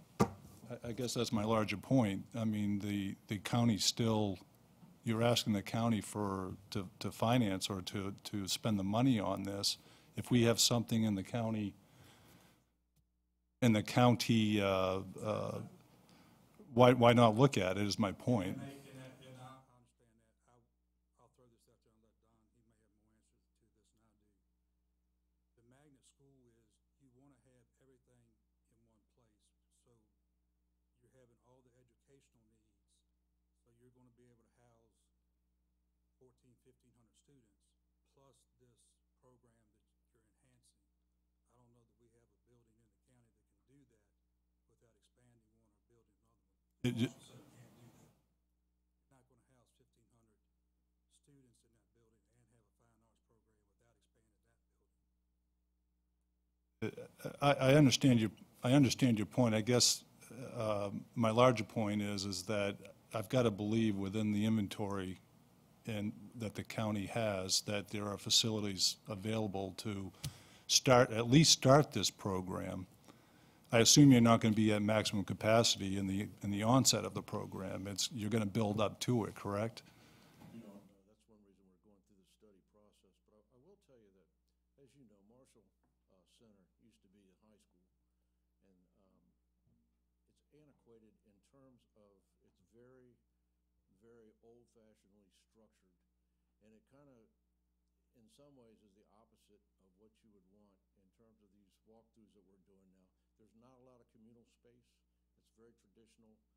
Some of the rooms there obviously have been split in half and whatnot because they're used for a different purpose now than they used to be. So I don't know if that's practical or not. Well, I'm not from here, but I live here now, and the school I went to the prep school I went to is celebrating its 150th anniversary this year.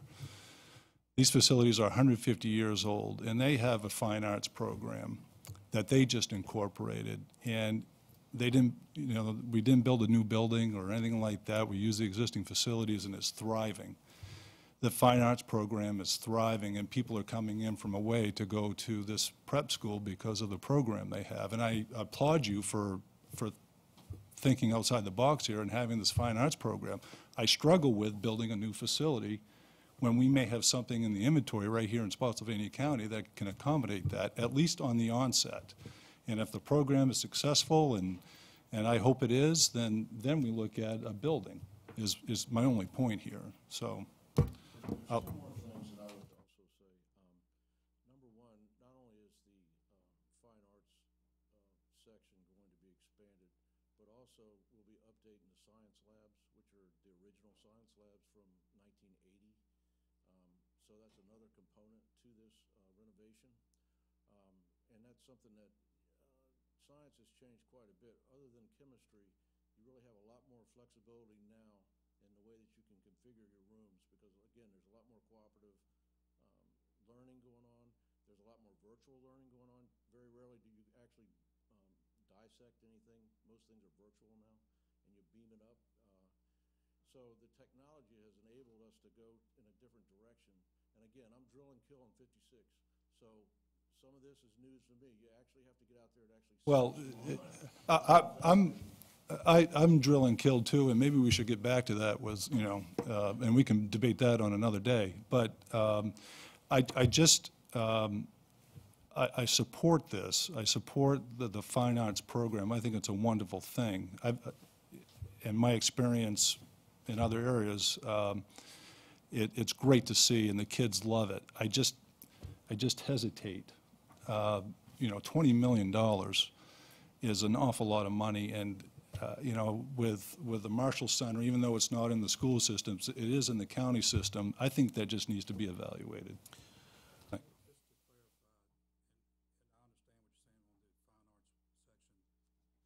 to clarify, and I understand what you're saying on the fine arts section. Fine arts addition is actually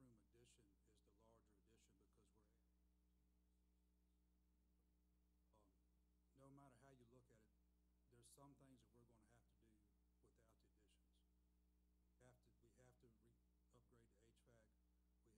without the additions. We have to upgrade the HVAC. We have some serious electrical issues that need to be resolved, plumbing issues that need to be resolved. Put off several projects. We haven't done the front entrance of that school for access.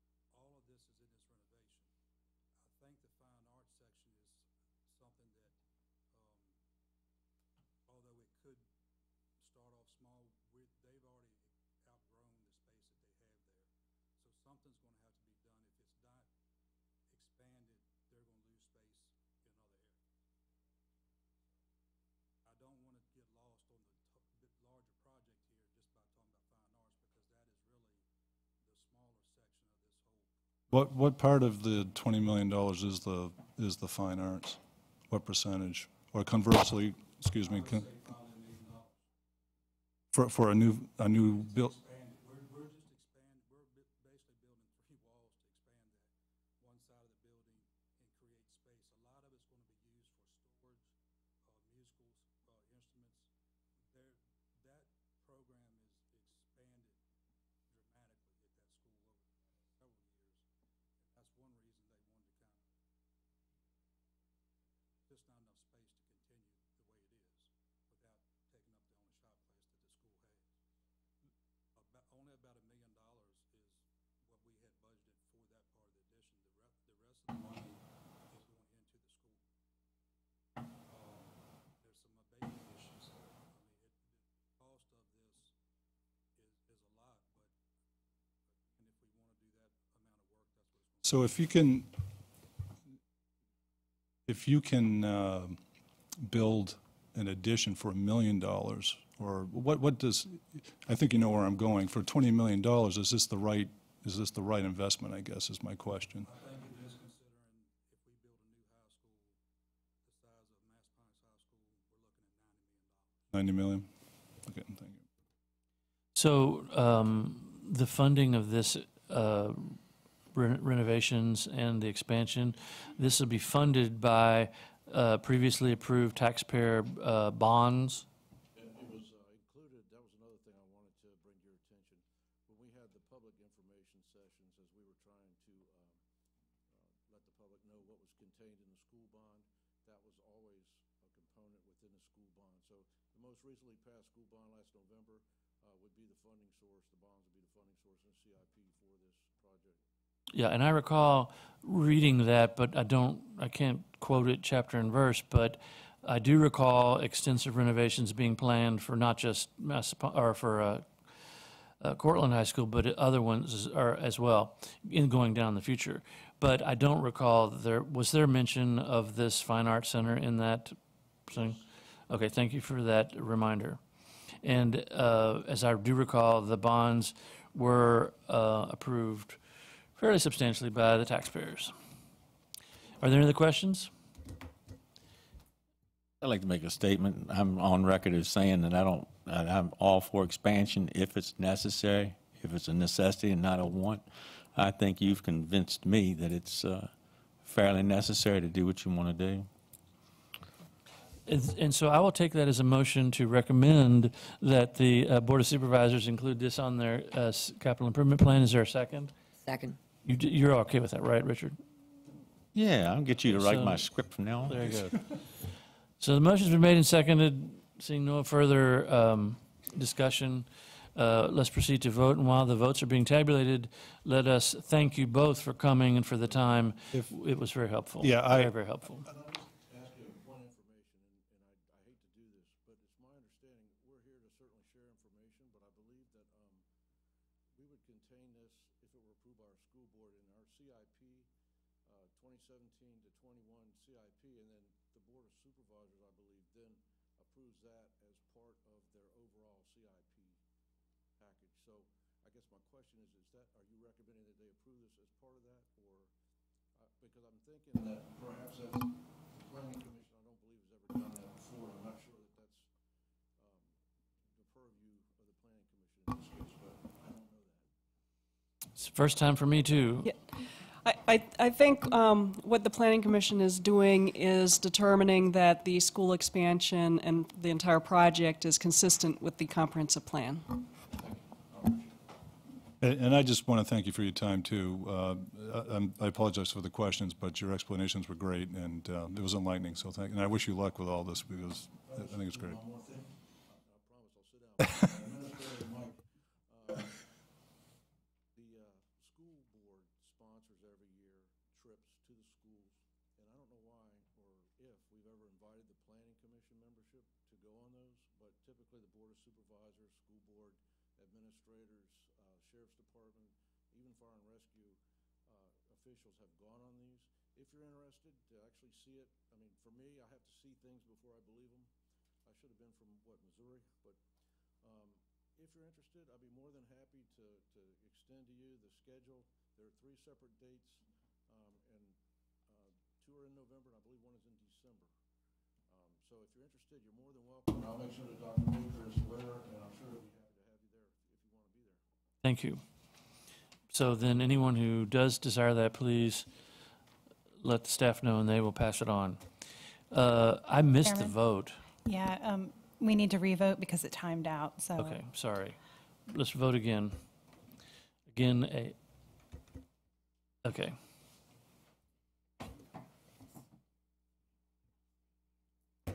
It is unanimous. It is recommended. Thank you. Yes. We beg your pardon, but there is one additional matter we wanted to discuss with you. Ms. Reeves from the IT department has something to say.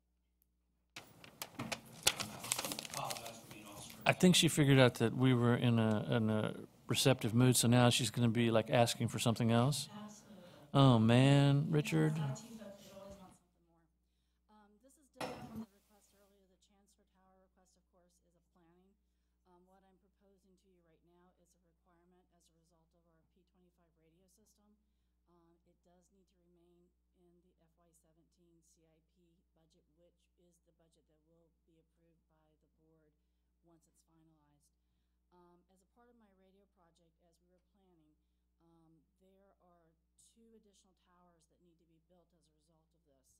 I'm going to read something to you that I had in an email earlier, but I want to very briefly explain that we have spent the last year and a half working through negotiations with 2 separate tower owners to try to co-locate on existing or yet to be built tower sites that have been approved by the Board of Supervisors. Those negotiations have either fallen through or they are about to fall through, and in order to move forward with the radio project, I need to do something about towers. We've explored all of our options. There are no other options. We've exhausted all other co-location opportunities. So very quickly, and I'll try to read very quickly and be happy to answer any questions. There are 2 potential new towers for the radio project, one at Fire Rescue 9 on Belmont Road and one at Cedar Forest Elementary School. Both are included as part of the P25 radio system project. This is why you do not see them as individual new projects in the CIP. It's part of an existing project that was approved a number of years ago. The Fire Rescue 9 tower is being proposed as the alternate site for the originally planned Stubbs Bridge Road Tower. Negotiations for co-location on that yet-to-be-built tower fell through. Total cost for the tower owner to build and maintain the tower was approximately $750,000, which they were requiring the county to pay up front or pay $4,500 per month with decreasing rent as major cell service providers co-located on the tower. But it's important to note the tower owner refused to reduce the rent to 0 to meet the requirements of the telecommunications ordinance that they had agreed to when it was approved, indicating that the county was using more than one location for their radio equipment and they needed to maintain the integrity of their business plan for that tower. Under the current telecommunications ordinance, the county is unable to pay lease payments, and the county is able to build a new tower at the Fire Rescue 9 site for approximately $300,000, which is over half less than what the tower owner wanted to charge us. We can also, at some point in the future, offer that as co-locations. All of the towers the county builds offers at least 3 additional spots for co-location. And we can also control the schedule for the construction of the tower to make sure we can move our new P25 radio system project forward. That project right now is a year and a half behind schedule because of our inability to obtain these last 2 tower sites. The Cedar Forest Elementary School radio tower is being proposed as the alternate site for the originally planned Crown Castle Overview Drive tower. This is the tower that's up behind Target at Cosner's Corner on the other side of 95. Negotiations for co-location on that fully loaded tower are nearing end with no anticipated successful resolution. The Crown Castle Tower is fully loaded with cell service providers, and in order to accommodate the county's co-location requirements for the new P25 radio system, structural enhancements are required. Due to the design of the tower and the equipment shelters, the required structural enhancements will include the movement of those shelters in addition to the structural enhancement cost. And the total cost to do so, combined with the structural enhancements, far exceeds reasonable cost. So Crown Castle has abandoned any structural enhancements at this time. The county continues to negotiate for the site. However, it will involve a second tower, which will probably be a monopole at that site. And the county's P25 public radio system cannot move forward to implementation without this key site, and so the alternate site is now being prepped. All efforts have been exhausted to co-locate on these existing towers in the county, and the criticality of moving this radio system project forward necessitates a more aggressive approach to tower siting and the subsequent result of the county being required to build 2 additional towers. Please note that the original plans for the radio project was for the county to build 2 additional towers, one in the Belmont area. However, the Stubbs Ridge Road site was later determined to be a more viable site because it was a co-location site. The Cedar Forest site was identified as an alternative site about a year ago, but still does require school board approval before we can move forward with that site. Please note that this has been part of a contingency that was recommended by the radio consultant that was hired by the county to assist with the implementation of the P25 radio system. So we're using part of that $2 million contingency to fund this request. So staff recommends or requests that the Planning Commission approve moving forward, if necessary, with the construction of 2 additional sites, one at Fire Rescue 9 on Belmont Road, and the other one pending school board approval at Cedar Forest Elementary School. You say radio, is that county communications? Public safety radio system, yes, sir. Okay, and both of these locations can have vendors added to them? Yes, sir. We've always built our towers to allow co-location, But- particularly in Belmont. But as it is right now, you haven't located any vendors? No, we have not, and we will not until we actually construct the towers. Okay. The Belmont site we anticipate to be pretty favorable because I know Verizon's expanding out in that area, but we have not opened discussions. We had a preliminary discussion with Verizon last week, but there's no commitments at this time. Well, as you know, I like the idea of all these towers being built on county property. And I don't know why the school board would fight against this thing, but historically they have. And it just boggles my mind why the county they own all this land, why they are such a separate, autonomous empire, for lack of a better word. I just wish we had more control. Thank you. Was that a Star Wars reference there? So are there any other questions? Seeing none, then did someone wish to make a recommendation to include the request for 2 additional towers on the CIP? So moved. And there's a second. Seeing no further questions, then let's proceed to the vote. It is unanimous, and the recommendation will be passed on to the Board of Supervisors. Thank you. Thank you very much. You're welcome. So now we've caught up past the unfinished business. Now we're up to new business. Well, kind of. We have an approval of a plat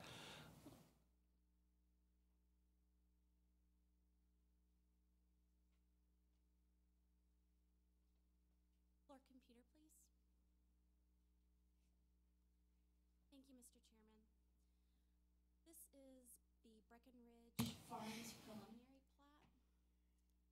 Two GD portions of the preliminary plat. It's kind of long, so I'll skip to these after I go through my presentation. But the preliminary plat here shows the by right development of 52 single-family detached lots on approximately 78 acres, zoned residential 1.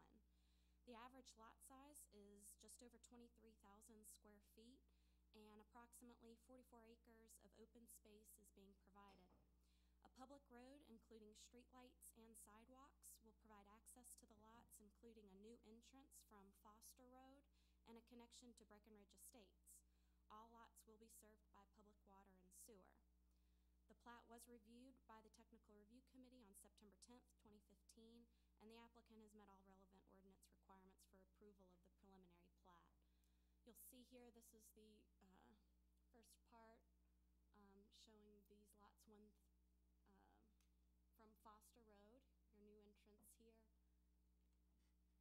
Top half where you'll see the extension of Aspen Highlands Drive, making that interparcel connection there to Breckenridge Estates. And with that, staff recommends approval of the preliminary plat with the approval resolution. I have a question. Under what circumstances would it be legal for us to turn down a plat? Since if we do, we get sued. Why do we do this? I mean, this is just a formality that we're required to stamp off on, whether we like it or not. Well, we know that the question is certainly in litigation at present, and did you have any other questions? No, it's just This seems to me to be a observation. pretty straightforward That's what I application see. and a process that I'm very comfortable doing away with, as Mr. Thompson seems to be suggesting. But since we have to do it, we're here to do it. Are there any other questions? So move for approval. The motion's been made. Is there a second? Second. The motion's been made and second to approve the plat. I'll vote accordingly. It is unanimous and the plat is approved. Thank you so much. Thank you. Yeah, that was a record. So next is a work session related to chickens, among other things.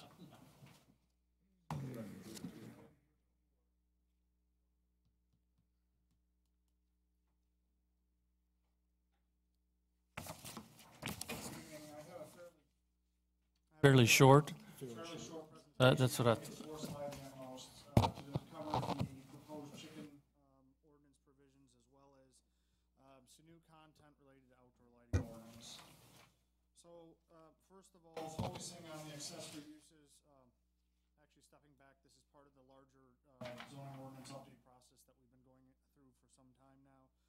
We're bringing through, as we typically do, we go through work sessions, then we package these and move them through a public hearing process for the public watching tonight. Focusing on the accessory uses section, the amendments to this specific section have to do with the domestic laying hens ordinance regarding keeping of backyard chickens and coops for certain zoning districts below 5 acres. These do not apply to agricultural lots where you are having active farming operations and keeping livestock. This is specifically for those small lot backyard chickens. The proposal before you this evening proposes to remove the domestic laying hen slaughter prohibition that is currently located within the chickens ordinance. We propose no other change at this time. Everything has been working as it has been since we initially presented the domestic laying hens ordinance. I can report to you that as of this time, there are 24 of those domestic laying hens permits that have been issued throughout the county, and we haven't had any significant issues related to any of the permitted chickens. This has been a fairly effective ordinance. Well, I'm sorry, when you say any significant ones, Yes. have there really been any? In terms of issues, Yeah. we have, I actually looked out to the zoning enforcement office, and related to the permitted chickens that went through the code provisions, there have been no issues. Okay, so Countywide, there have been 17 complaints regarding chickens of record keeping on that. They have to do with people who have unpermitted chickens, people who have roosters, which were not permitted underneath the code that was approved, folks that are not aware of that and they have 30, 40, 50 chickens in a small backyard, and those complaints are enforceable because the code as written has been able to be enforced against those issues. Okay, thank you for that clarification. So, Absolutely. Excuse me, I had a question. Sure. How many chickens can you have in your 6. backyard? Is there any limit to that? Yeah, there's a cap at 6. It ramps up from a minimum of 2 up to 6, depending on the lot size. It kind of ramps up. Yes, and that's the max is 6. in a residential non-agricultural zone. Correct. So this proposal is consistent with earlier planning commission where we seek direction in March, and we've drafted it as such. Could I ask a question? You said there have been 17 complaints countywide. All right, how many of these, I know you've said 7 or 8 people have asked for permission to have chickens in the subdivision areas. Is that correct? There have been 24. There have been 24 permits? Oh, okay. And these 17 complaints are within these 24? No, they're not. not, none of them. Outside of the limits of the permitted. The language, if you are compliant with the. Well, we to assume that we're talking about 5 acres of land and somebody's complaining about the guy's chickens next door. Is that what we're talking about? Yeah, anything under 5 acres, somebody's complaining about the chicken next door that isn't permitted or they're outside the limits of what the code provides. Well, so this goes back to my original statement when this thing came up anyway. It's my contention that the people, most of the people that want chickens already have chickens. And whether it's legal or not, and these people are not going to pay any attention to the law. That's what we've seen. Sorry. I have one more question. This proposed changing to the slaughter prohibition, Yes. what does the current ordinance say? The current ordinance say that if you have backyard chickens, that the slaughter is prohibited in those backyard Right. situations, and you are advised to basically take them to a farmer who can do it on their agriculture. Okay, so that's the way it stands right now. They could. Currently. Okay. Do we address this now, or? So what we're doing now is the proposal, as recommended by staff, is to say that they could take it in their garage or shed and slaughter the chicken and process it even in a residential area. Yes. Well, I have to be honest. I was broached this thing specifically because of personal property rights. But have we got any people that have spoke for this or against this, or? Well, we'll hear at the public hearing. Yes. Okay. Thank you. Moving on, just to the outdoor lighting section amendments, the county has established a comprehensive plan goal to promote light pollution reduction and night sky friendly lighting. This has been ongoing for well over 5-10 years by now, considering the comprehensive plan. The draft before you is in consideration of the airport overlay zone as well as the Fort A.P. Hill approach fan and their joint land use study, which advocates for working with localities to achieve more dark sky friendly lighting. The language has been drafted to be simple and enforceable by the Zoning Enforcement Office. I can tell you through a number of research and reaching out to Fort A.P. Hill, we provided many different model ordinances that we found through the Zoning Office were extremely complex, difficult to enforce, and we frankly look to boil it down and make it as simple as possible to achieve the goals. The proposed language development was the assistance of some lighting industry representatives that we had actually brought into the meeting process, the zoning office to make sure that the language would be enforceable, as well as Fort A.P. Hill. Since the staff report was put together for your packet, we have learned as of yesterday that Fort A.P. Hill has reviewed the language in front of you and is supportive of it as drafted. In the situation of Fort A.P. Hill, this really only applies to kind of the northeastern corner of the county. The language is applicable countywide. Did want to say that. May I ask a question, please? It says consideration for airport overlay zone and Fort A.P. Hill approach fan and joint land use study. And you have had input from Fort A.P. Hill. Now, have you had input from owners in that area? We didn't bring in well, first of all, it isn't necessarily just that area. One of the driving forces is the fact that we do have a Fort A.P. Hill approach fan, and that is one of the elements that is kind of provided input to our comprehensive plan to promote dark sky lighting. One of the other issues is if you're out living in the country, I'll tell you, one of the things I've heard all my life is, wow, you used to be able to see the stars. Until all the development has happened and you can't even see the sky anymore. So it is, it's a larger issue. I can tell you the biggest issues that we've had historically is the comprehensive plan advocates for night sky friendly lighting, but there's no direction on how to achieve that. So when we go through rezoning process and seek dark sky or night sky friendly lighting, the development community has told us numerous times, these are oftentimes landowners with at least development interest, they say, as part of their proffer development, what do you want to see? You want night sky friendly lighting, but what does that mean and what is your standard, what you're looking for? So as a result, what we see is proffers that vary, they're inconsistent with one another. Some of it, you kind of pitched a night sky friendly thing that zoning office has to ultimately enforce, which may be problematic for their enforcement standpoint, and there's no consistency. So what we're trying to do is get a basic measurable, and in this situation, basically what you're looking for is shielded lighting, just to ensure that the lighting is downward directed. We're not dictating any specific type of technology, it's just the way the light's directed. I know exactly what you're saying there, but however, sometimes that can be not the best. That's like at Germanna Community College. I think it's awful. I mean, it's down, and I'm concerned about the students and whatever. But however, on this, when you approach that area, you're approaching a lot of industrial property, and you have now the VRE that's in that area, and you have commercial property. And my concern is that landowners who we depend on for commercial and industrial and et cetera, that they be contacted and that they have input in this so that they can be upfront and it's explained to them what's going on and how it's going to affect them and how it will not affect them, okay?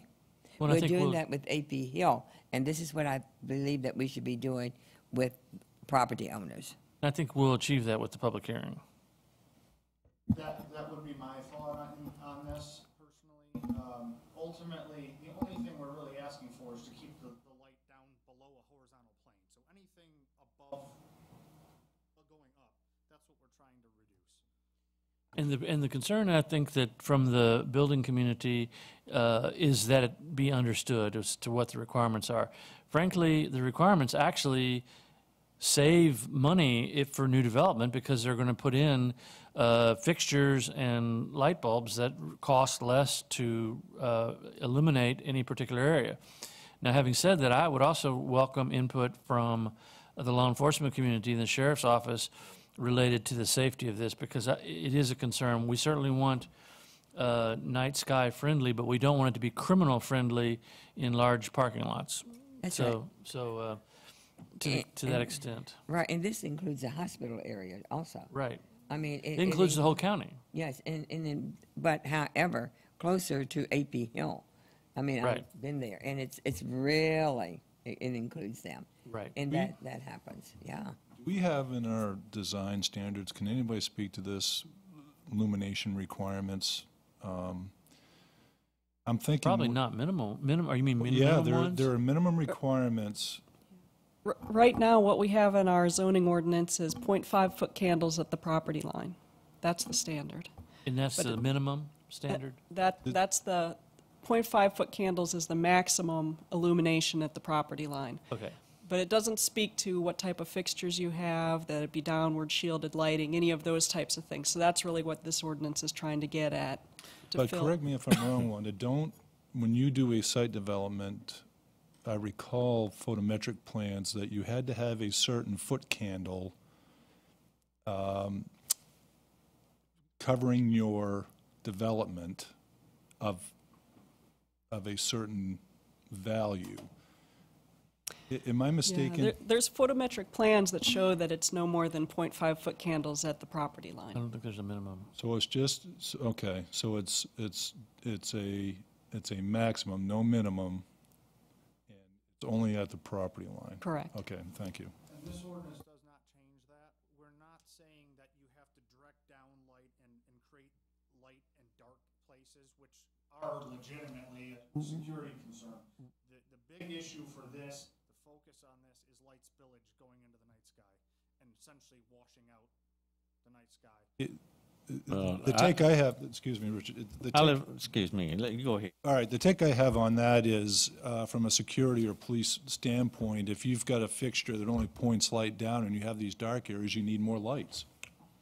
So it's, so. Plus, then the property owner is allowed to put more lights as long as they face down and don't exceed the 0.5-foot candles at the property line. But I guess just my point is, you know, there is a cost element to this, because to meet this standard, it's possible that you would have to have more lights, more fixtures, more everything to properly light your development. Exactly. Yeah. Mr. Okay. Thompson? I live over behind the mall, and when I leave my road, it's almost a half a mile, and I'm pointed right straight at the mall, wide open since they tore all the trees down, and they've got 3 lights that just stare you right in the face, and when you come out of there at night, you're doing this. That's at the mall. They've got several fixtures like that. A shield, an angled shield, not straight down, but an angled shield would take care of all of that. In fact, these 3 lights are far enough from the property line that they could shield them any way they want to, and it wouldn't bother me at all. Well, and that's kind of where we're going with this ordinance amendment. Yes, I'm all for that. Do you have any other comments? Did you have anything else? I don't really. This is the full content of what is proposed this evening. You can see within the ordinance we have some definition of what we're explaining in meeting, and then the outdoor lighting amendments are about a page worth of new Right. text. So there is consensus to move forward then to public hearing. Okay. And you will include all of this in the ad for the public hearing, not just a little blimp like this, because property owners need to know. Every time when we've taken the zoning code updates through, it's been a whole page in the Freelance Star newspaper. Okay. And I don't know, it's a $2,000 ad. Yes, and we will reach out to the development community as well. Like we do with each of the other code amendments. We bundle a number of these together. We post them on the website. We get notices out, allow them out there for at least a month so that people can review them and provide us any comments before we do move forward to public hearing.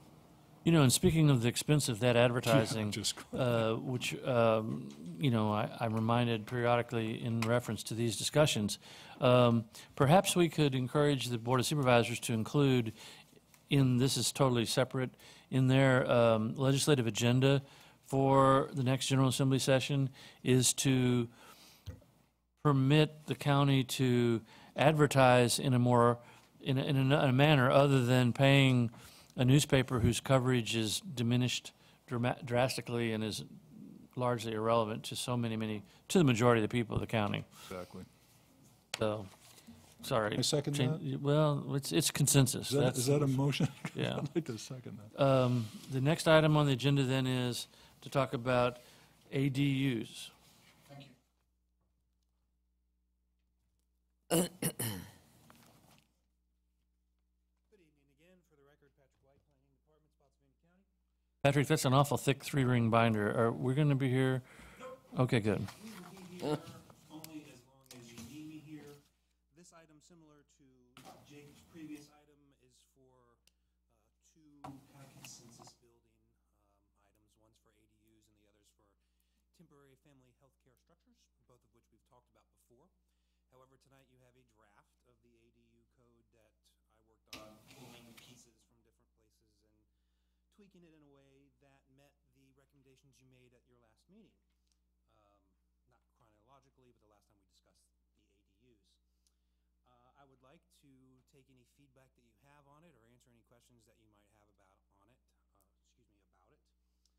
And alternatively, if you think it's great just the way it is, then my next step would make sure that I'm not doing anything illegal by asking our county attorney's office that it works and makes them happy, and then I suppose find a board of supervisor sponsor and then look to have this public hearing for it. If you need some help with that, I will gladly solicit a member of the board to work on this. And I know just- that we've heard back from them. Yeah, and just to clarify, the Planning Commission can initiate this code amendment. Oh. It doesn't necessarily need a board of supervisors Okay. sponsor. Thank you. So, as I reread this, can you refresh my memory? On the page where it has in the draft, section 23-5.14.4 related to nonconformities, there's a highlighted yellow. It says maximum allowed by law. That's a placeholder for basically me or you to have some sort of penalty. I don't know that number. Okay, so that's pretty much the only question that I saw that required sort of an advisory role from the commission. Is that correct? Actually, I would like your input on whether or not we should revise it to have a maximum size. The other ordinances that I looked at seem to have a maximum size of either 800 to 1,000 square feet, still a large structure. So that would be something I would like you to consider. That was an issue that was somewhat contentious the last time, and we can come to that, but let's talk about the penalty first. Then, honestly, I don't recall what the fines are in general for code violations, as well as, obviously there are going to be problems where some people are not going to remove their temporary unit. So the penalty might be related to the length of time for the violation. Does the council have any? I'm seeing this for the first time, as are you, and that's typical of the process. There's nothing wrong with that. This is a work session. But we're going to have to take a look at this to see if there's the county can have different penalties for a violation of this particular zoning ordinance versus the rest of the zoning ordinance, which is already set out as to maximum penalties, et cetera, et cetera. I think it may be the case that they have to be applied equally across, all zoning violations, but that's something we'll have to look at. But for the purposes of, working through this, you can certainly assume for the time being that it's possible so you can discuss it, but obviously we're going to have to get over that threshold first. Well, so the sign ordinance is within the zoning ordinance, correct?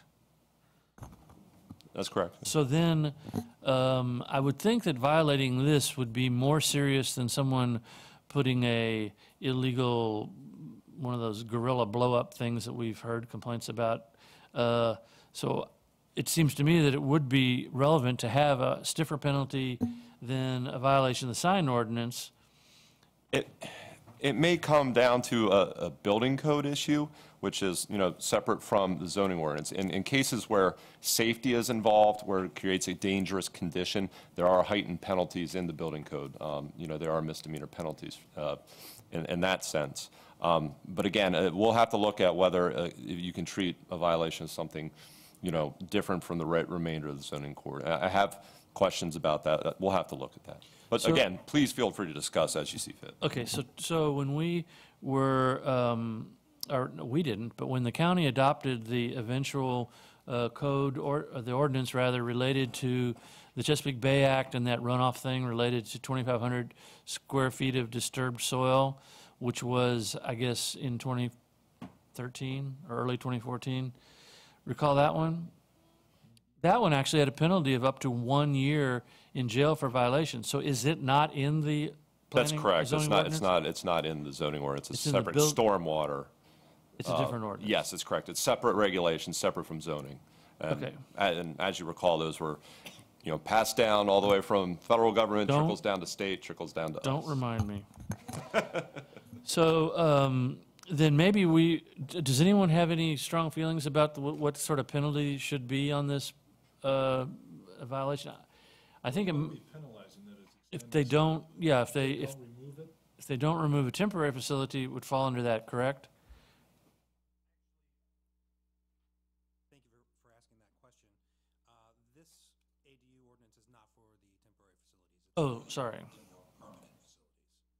So a penalty like that would be assessed if, for instance, someone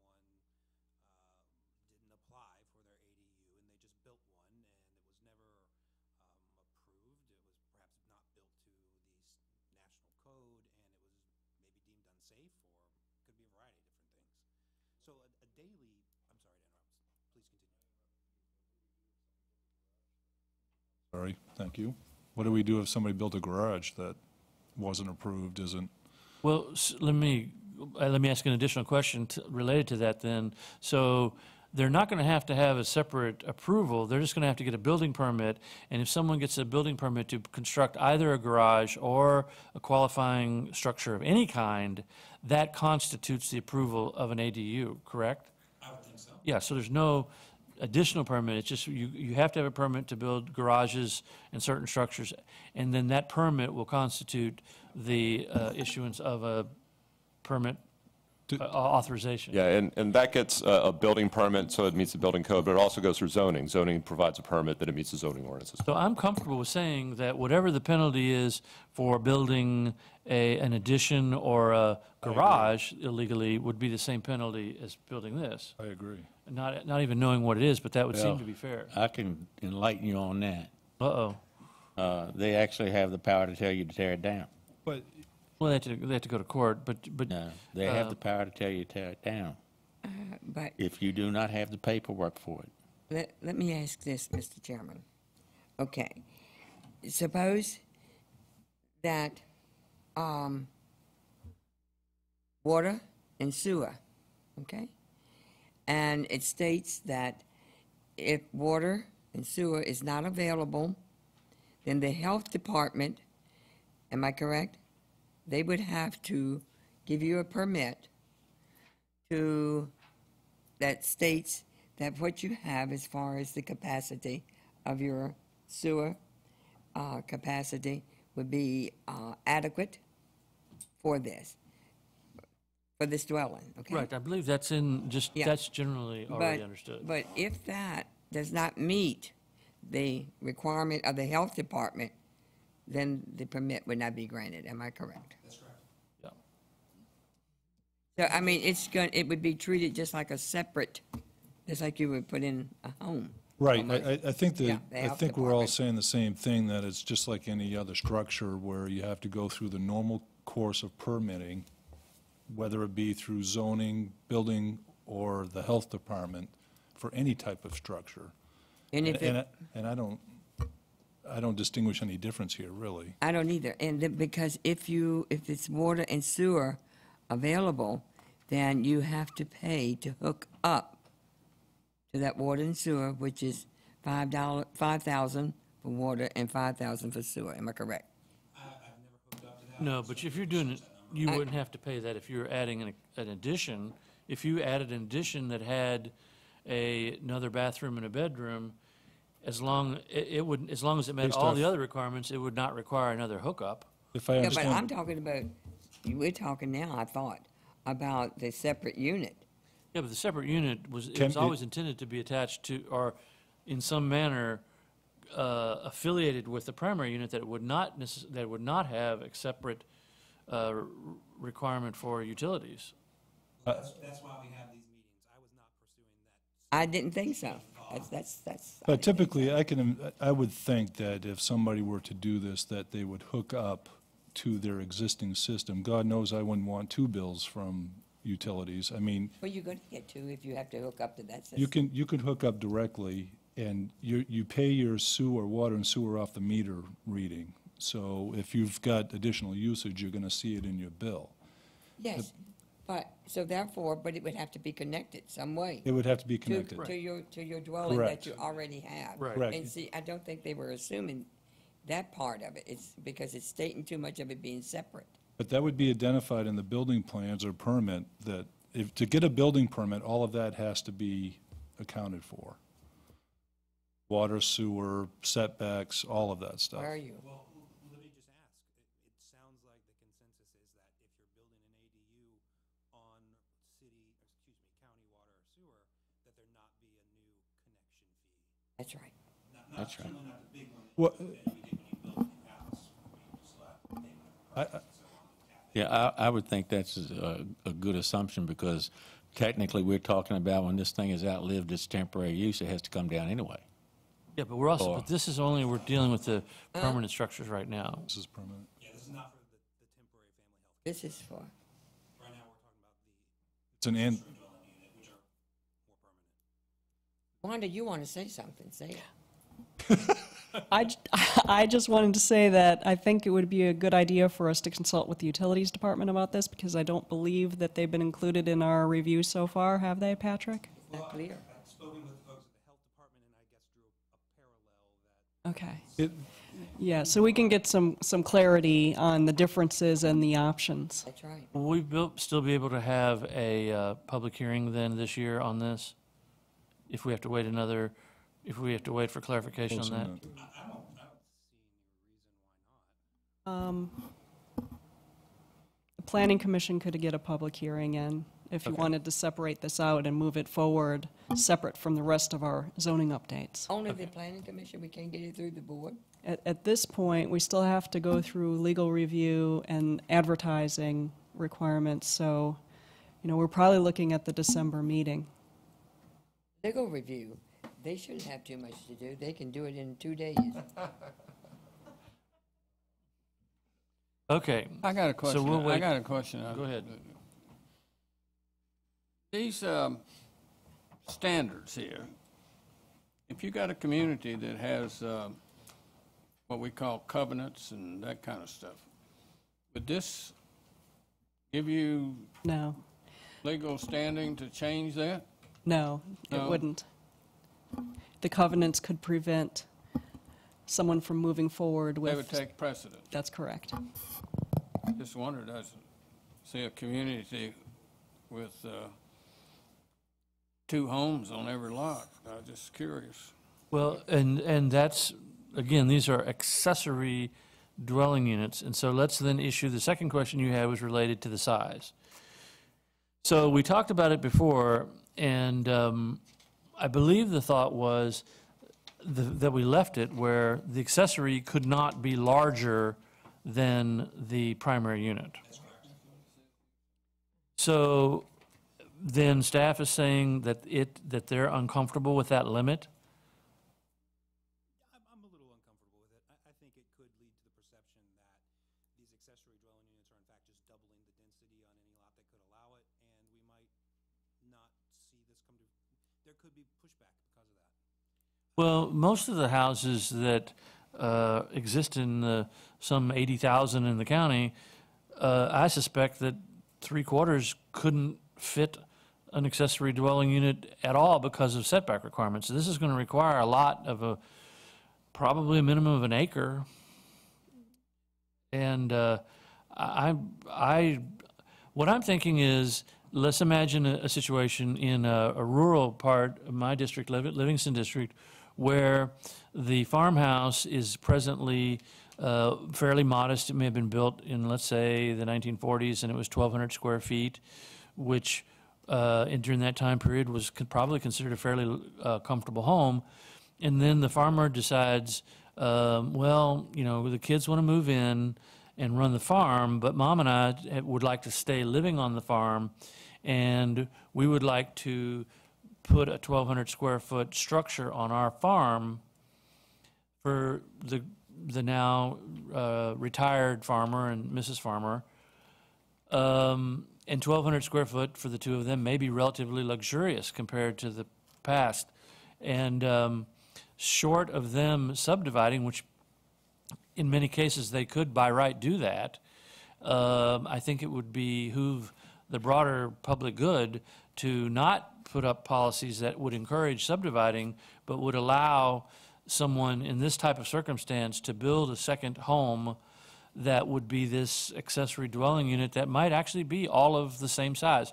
Now, to your point, if it were a 5,000 square foot home, or let's use a more extreme example, maybe an 8,000 square foot home.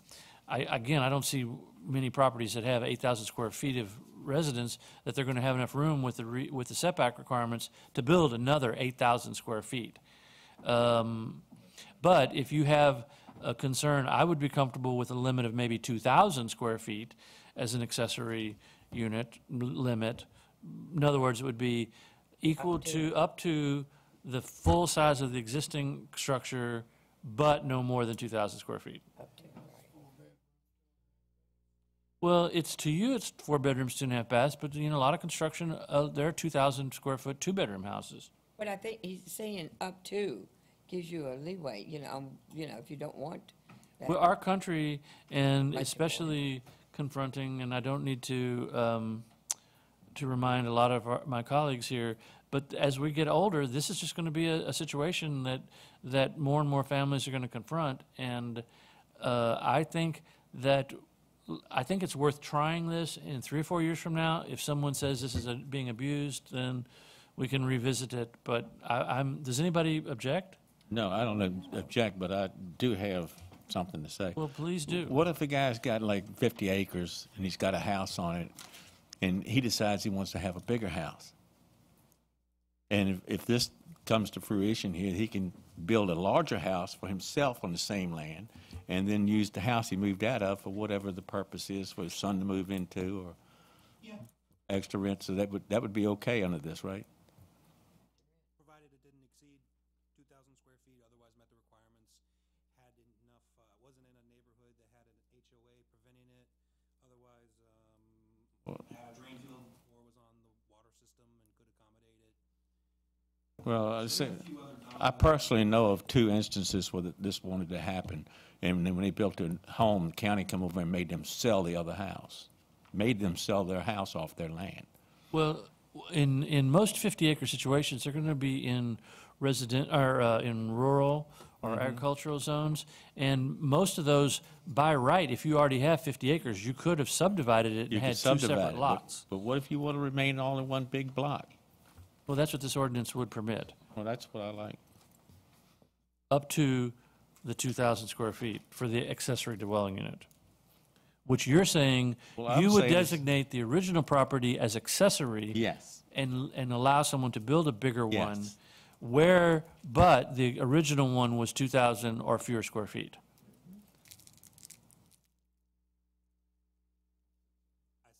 I think that's a, What's the commission's pleasure? I mean, the intent of this is to allow these accessory dwellings. I honestly always envisioned it as, the principal structure, of course, would be first. Then there would come an accessory dwelling. And as I understand your question, can you at some point flip? Well, see, I know there are lots of people that bought a piece of land and they put a trailer on it, or one of those little houses on it, with the prospect of building a real home somewhere down the line, but they own several acres. It's not just a dwelling spot. It's 50, 100 acres of land. But when they go to build the new house, the county comes by there and makes them move their trailer. It has to leave, because you can't have 2 houses on the same deeded piece of property You can have a trailer. without subdividing it. without subdividing it. And we don't want people to subdivide it because that contributes more to potential sprawl and poorly managed land use. Yeah. Okay, so I had not thought of Mr. Thompson's scenario, but it is one that I would be very comfortable with, and I think it's probably not going to happen, and if it does, it'll be extremely rare.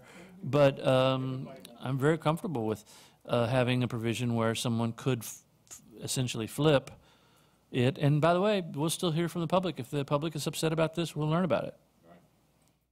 On a related note, you mentioned, maybe we try this for a few years and see if it works or if it fails. We did with the chickens. One of the things you could consider is, only grant a certain amount of them a year, or we can just see how it works. Well, I'm comfortable with that.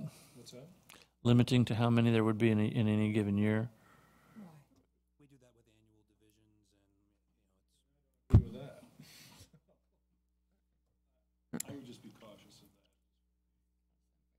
Sorry? I would just be cautious of that. I not necessarily support putting limits on this stuff because I think a person should be able to do with their property what they want. And, if they have a large family or some other scenario we're not thinking of, I just would hate to have that limit. Well, the staff is certainly sensitive to, the reality is we don't want to create an environment where people decide for their business that they're going to turn their homes into boarding houses and add additional, another structure that just continues to create a problem. I understand that. Okay. So you're going to get One question. the hookup of sewer and water, that's straightened out, Yep. okay, so that we can get it done, huh? If you had a situation where, for family reasons, you wanted to add your mom and dad there, or your mom and dad put the kid there, and somewhere where the older group passed away or something, then you've got the house there.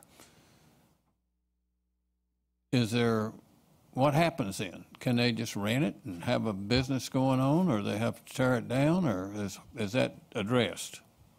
It wasn't intended to be addressed. It was intended that these structures, as I read it, that the structure would remain, there would be no prohibition, and they could rent it if desired. I would agree with that. I mean, that's the way this ADU code, the intent of it is to allow these ADUs or the principal structure to pretty much remain there in perpetuity. Once they're built, they'll stay until there's a reason to tear it down. Otherwise, I imagine people would rent it out or move their sons or daughters or grandparents in pretty much however they please. Okay, any other comments or questions? Then we have the next one, right, the next question you have. We're good on this end. What's your question? Oh, my question was, did you see the item, let's see, it's item J regarding, basically it stated a mobile home or manufactured dwelling unit may be used as an ADU. And then there's some optional stealth language. At the last time we discussed this, you said that you wanted to allow modular, prefab, manufactured, mobile, pretty much the whole gambit. I wrote some, let's see, did I write that? No, I borrowed some language that basically kind of stealths mobile homes or manufactured dwelling units. And if you want to consider it, it's there. And if you don't, then I'll just drop it. So what again are the implications of including or excluding this? If you include the italicized language, we'd be looking, I guess, from at the zoning review, I would imagine, to see that this unit, it's subjective, but to see whether or not it looks like a stick-built home or it looks similar to a mobile or manufactured dwelling. Double wide? We're talking about temporary stuff? Nope, permanent. Oh, Still then in the permanent. I would suggest it's whatever they wanted to put in there. Yeah, I don't think it was, the direction that I got from the board. yeah. Yes. Sorry? As long as it meets all applicable building codes, let them put in what they want, Very well, I'll drop it. my point of view.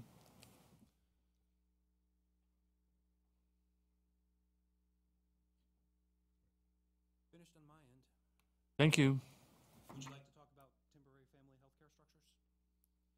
The other ordinance that, amendment that is included with this is for the temporary health care structures. It is very easy. It's a very simple one to discuss. Basically, we acknowledge that these temporary family health care structures are allowed by Virginia's code and plug them in accordingly into the temporary use section of our zoning code.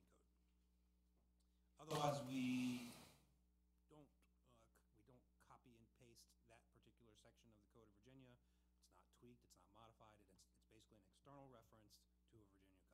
So basically, the only changes are what appears in blue on our document here?